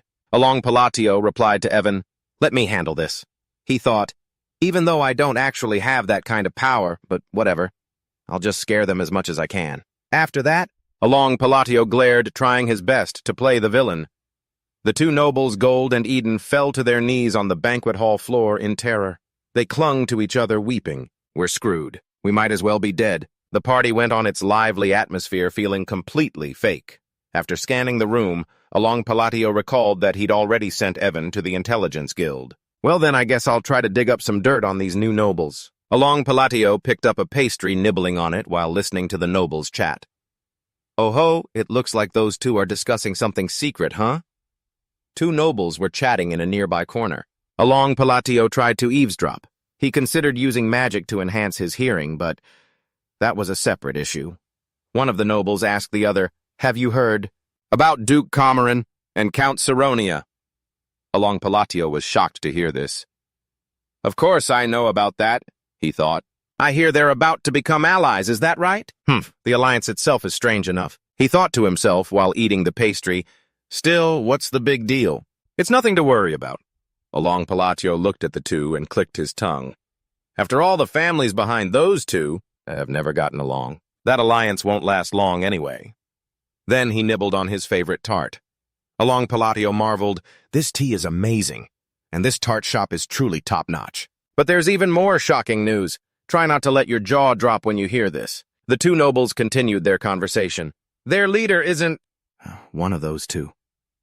"Then who on earth is it?" they whispered while Along Palatio was still lost in his tart. They say it's..." When he heard the name they mentioned, he felt like he'd been struck by lightning. The name the two nobles uttered was Palatio.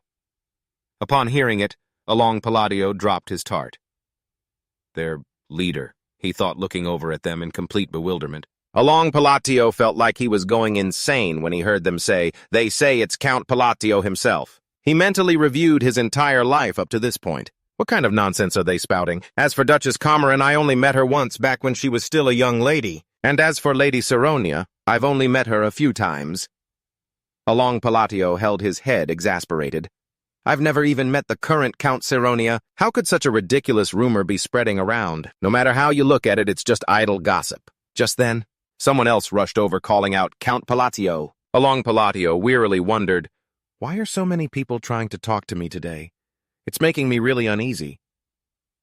The noble approached and began to speak.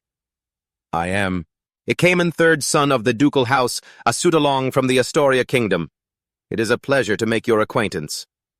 "Ah, I see," Along realized. It's because this is such a grand ceremony that nobles from allied kingdoms would also attend. Along Palatio nodded in greeting. "Yes, it's a pleasure. I am Count Palatio." Suddenly, Cayman turned aggressive. "I hear the only reason you became a count, and it was pure luck, is that right? I was so jealous I just had to come see your face for myself. Got any special tricks?" At this, he got a little annoyed and cursed inwardly. Well, well, well. In this day and age, even taro-flavored waffle cones can talk, apparently. Just then, other nobles came over and confronted the idiot Cayman. "What did you just say?" They stood protectively in front of Along Palatio. "That is blatant disrespect. An insult to us nobles of the Astoria kingdom." Cayman, alarmed, tried to explain, No, that's not what I meant." "What is this? Wasn't he supposed to be a harmless punching bag I could take my anger out on? That damn Sidon. I shall now introduce myself. I am Cayman Asutalong, a romantic and elegant gentleman. I have traveled a great distance to take the youngest daughter of the ducal house of Lotta as my wife. My dear fiancé, would you care to taste this exquisite tart I have brought for you?" There's no such thing as a woman who's perfect in every way. While walking with his fiancée, Cayman glanced at two ladies who had just passed by. He then immediately switched into his nasty judgmental mode. "She should really pay a bit more attention to her figure, shouldn't she? Cayman blabbered on next to Lady Lotta. "Oh, and that lady's nose is a bit upturned, isn't it?" Then he turned back to his fiancée to butter her up. "But luckily, Lady Lotta takes after her mother and is truly beautiful. Now's the time to flirt." Lady Lot, looking disgusted, said, "Regarding our engagement, I would like to reconsider it if you don't mind." Cayman cried out in alarm. "What?" He sat there reaching out after her. Lady Lotta, not understanding why. But in that moment, the engagement between me and Lady Lotta was broken. That Cayman furiously walked into the main banquet hall. "I've come so far for this. So infuriating." Just then, Cayman saw Alan Palladio standing alone munching on a pastry. Cayman sized him up, black hair and a cold expression. "So it's that guy Count Palladio, huh? I heard he's just some lucky brat who doesn't know anything and he has no backing either." At that moment, he saw him as something very easy to bully. A perfect target to vent my anger on. The flashback ends. In the present, the nobles, barons, and counts asked Cayman, "Hey you, did you forget to bring your manners? The kingdom of Astoria is our longtime ally, you know." "Common?" Like a little mouse stammered an explanation. No, that's not it. It was because... Alon Palladio, watching this, couldn't help but sigh in exasperation. "Just how unlucky do you have to be to make these three show up at the same time? And yet, this scene of nobles ganging up to pressure someone, it looks kind of familiar, doesn't it?" He watched Cayman bow deeply and cry out, I'm sorry." The three high-ranking nobles scolded him like strict military officers. "Hey, you! You think a simple apology is enough to end this?" Terrified, he cried out, "I said I'm sorry," while being punished. The three men still wouldn't let up. "We asked you if an apology is enough." Alon Palladio finally remembered what this reminded him of. This brings back memories of my military service." Cayman started sobbing, then turned and ran away, whimpering, I have committed a great disrespect. I deserve to die." Duke Latte, Marquis Madano, and Count Palan walked over to him and asked, "Count Palladio, are you all right?" He quickly waved his hands and replied, "I'm fine." Alon Palladio kept this to himself later, but what's gotten into everyone today? I'm starting to get a little scared. From what he could tell, they had already started to make their move. This proves the rumor is true. And if Utia and Zenonia seriously enter the political arena, then Palladio's power as their leader will be immense. Alon Palladio wondered, is it because of that rumor? At this rate, it's going to be a huge mess. It's better to clarify that it's just a rumor. Marquis Madano stepped forward to start a conversation. "Come to think of it, I don't believe I've ever spoken with you, Count," Duke Lotte continued. "You must be very busy, I understand." Alon Palladio, flustered, began to speak. "Well, actually..." Marquis Madano rubbed his hands together and asked, I hear that you, Count Palladio, have been busy researching magic lately. Coincidentally, I recently acquired a few rather fine artifacts." He continued, "And so I would like to gift you these holy relics that are capable of storing magical energy. What do you say?" Duke Lot and Count Palan also stepped forward with an offer. "What a coincidence. I've also prepared a gift. Count, please accept this small token of our sincerity." Alon Palladio's head was spinning. I have to clarify that it's just a rumor. But Alon couldn't resist the temptation, so he chose to remain silent. He received 2 magical artifacts and 5 mana recovery potions. The next morning at the Duke Lotte family's villa in the drawing room, a mysterious woman asked Marquis Madano, "How did everything go?" He replied, fortunately, he happily accepted the gifts. Small gifts among nobles are merely social etiquette, but a precious item, like a holy relic, carries a different meaning. It's what those who wish to join a faction offer to their leader. Which means, the woman said, just the fact that he was willing to accept them is a relief. Marquis Madano burst out laughing. "It's all thanks to the generosity of Duchess Comaran." She raised her hand excitedly. "Welcome, Marquis Madano." The Duchess smiled. Comaran happily declared, "From now on, we are officially on the same side." He replied, "This is indeed a great honor." Everyone was more than willing to agree. He thought to himself, Duke Anthea has always been such a private person. It's rare to meet face to face, yet this time she came in person. And she's only meeting with a select few individuals. It's highly likely she has already chosen the necessary pawns, subtly using her money and power.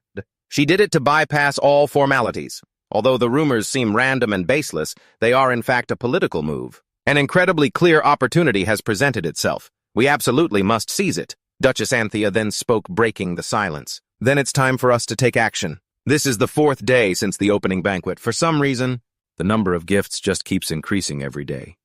It must be because of those ridiculous rumors about my relationship with Anthea and Zenonia that they're all rushing to curry favor like this. A cunning glint appeared in his eyes.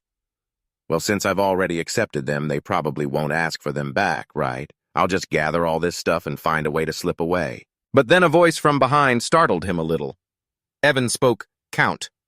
Seeing him jump, he seemed a bit puzzled. "Why do you seem so startled, my lord?" "I have returned." Alon let out a small sigh of relief. "I was just lost in thought, that's all." Afterwards, the two of them returned to his room. Hearing the news from Evan startled him, and he exclaimed, "About the north! An evil god has really descended upon the northern region." He replied, "Yes. The situation in Caliburn is currently in utter chaos. Based on ancient texts, it's possible Metis is also connected to this evil force." He rubbed his forehead and asked, "And what about the additional information I requested?" He answered, "The person you're looking for is currently residing in that village. It's located in the north of the Asutralong Kingdom." This made him nod in satisfaction. "Excellent, we can just stop by on the way. We will depart for Caliban at once." This sudden decision startled Evan slightly. "Why in such a hurry, my lord? Why must the destination be Caliban? Are you really deciding to head north?" He replied, "We'll discuss the details on the way. Prepare to leave immediately." He nodded in confirmation. "I understand." After Evan left, Alan slumped back in his chair, holding his head in frustration. "I really didn't want any of this to happen. It's the presence of disaster-level entities comparable to the 5 cardinal sins, the evil gods. Because of the influence of the Crystal of Advent, it's impossible to predict which evil god will descend in mortal form. That's why I've been working so hard to gather information and stop it early. I never thought things would escalate this quickly. From my experience playing the game and witnessing hundreds of possible scenarios, the fate of this world has become crystal clear in my mind. The alliance between kingdoms will fracture and then completely dissolve, leading to a meaningless war on the tainted lands, corrupted by otherworldly power and ending in annihilation. If that happens, my current life will also vanish in an instant, even though I've already prepared a counterplan. After the evil god descends, there will be a temporary period of peace lasting a few months before it fully awakens into a divine incarnation. During that transitional period, its power in the form of a divine spirit won't have reached its perfect state yet.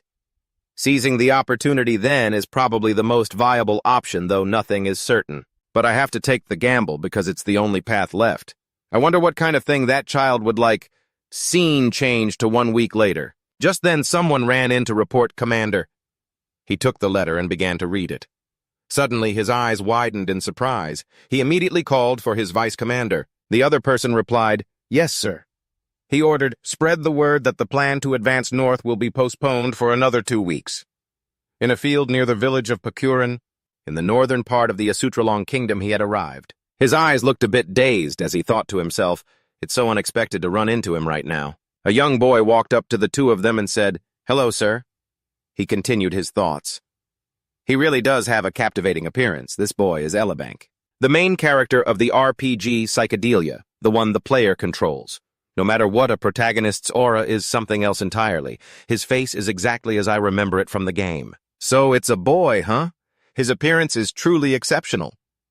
He looked down at the boy and asked, "Do you know who I am?" The boy scratched his head and replied, "No, sir. It's just, I'm really excited to meet strangers for the first time. Anyway, my name is Elibank." Looking at the boy, he continued his thoughts. Let's see just how different this real world is. Compared to the game, the concept of a main character is unmistakable. Sooner or later, he'll become famous and possess overwhelming power. Standing in front of the character I once controlled, this feeling is truly strange. Breaking his train of thought, he spoke. What a bright and very well-mannered boy. Then he took out a small pouch and placed it in the boy's hand. Here, take this. Opening the pouch and taking out 1 gold coin, the boy asked in confusion, "Huh, isn't this a gold coin, sir?" Ignoring the boy, he turned and called for Evan. Evan immediately brought out a suitcase and opened it to reveal several mana potions, which left the boy utterly stunned. After that, Evan took out countless more gift boxes. In a flash, a mountain of gifts was piled up behind them. Pointing at the pile, he confidently declared, "All of this is yours now." The boy's eyes went wide in disbelief. All of this is really for me?" Then he asked, again puzzled, Why would you suddenly give me so much money, sir? He replied, just consider it an investment from me. He thought to himself, I've already provided everything necessary for the main character's initial growth phase. He placed a hand on the boy's shoulder, his voice firm. Because in the future, you are destined to become someone even greater than this. He continued to think. So grow up quickly and clean up those evil gods for me, will you? After that, he turned and left. Spending this much should be enough to be considered thoughtful care, right? You have to use material wealth to win people over at the very least. Then he suddenly turned back to introduce himself. Forgive me, my introduction is a bit late. I am Count Palatio. Remember this name well.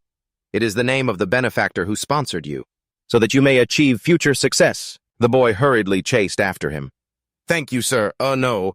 My Lord Count, I will never forget your kindness. Sitting in the carriage, he looked out and thought, wait, was he always this energetic? A dark fantasy game shouldn't have such a bright atmosphere. Beside him, Evan spoke up. My Lord Count, about what happened. I generally understand what you are doing, but is it really all right to leave just like that without a clear explanation? He replied, he's a smart kid. I'm sure he'll figure it out on his own. He continued to think. The current situation is a matter of life and death, and it's urgent. I can't just hang around grinding for favorability points. To be safe, I even activated the auto-leveling mode for the main character. The power of paying to win is just too strong. Evan then assessed, in any case that child seems to possess a natural talent. A dense magical power is surging strongly from him, a complete contrast to his simple clothes. It appears he's carrying some kind of ancient artifact on him. The Count added, even I can feel that flow of magic. He continued to muse. Normally, before the journey begins, the character should only have basic stats, but this is definitely a point of divergence from the original story in the game. Perhaps it's a result of the butterfly effect that I couldn't possibly have foreseen. For a main character, this kind of change is even more pronounced, but oh, whatever. As long as my plan to enjoy a peaceful life isn't affected, it's fine. He then said, the stronger he gets, the more it benefits me, right? This investment will definitely yield a worthy return. After all, Elebong is one of the rare few with a kind heart in this cruel world, so there's probably nothing to worry about. Wait. A kind heart. He quickly turned to Evan and asked, about that.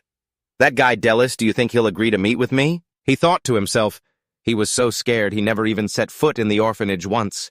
I never expected things to turn out this way. Evan replied, I believe he will agree to meet you, my lord. He sighed. I suppose you're right.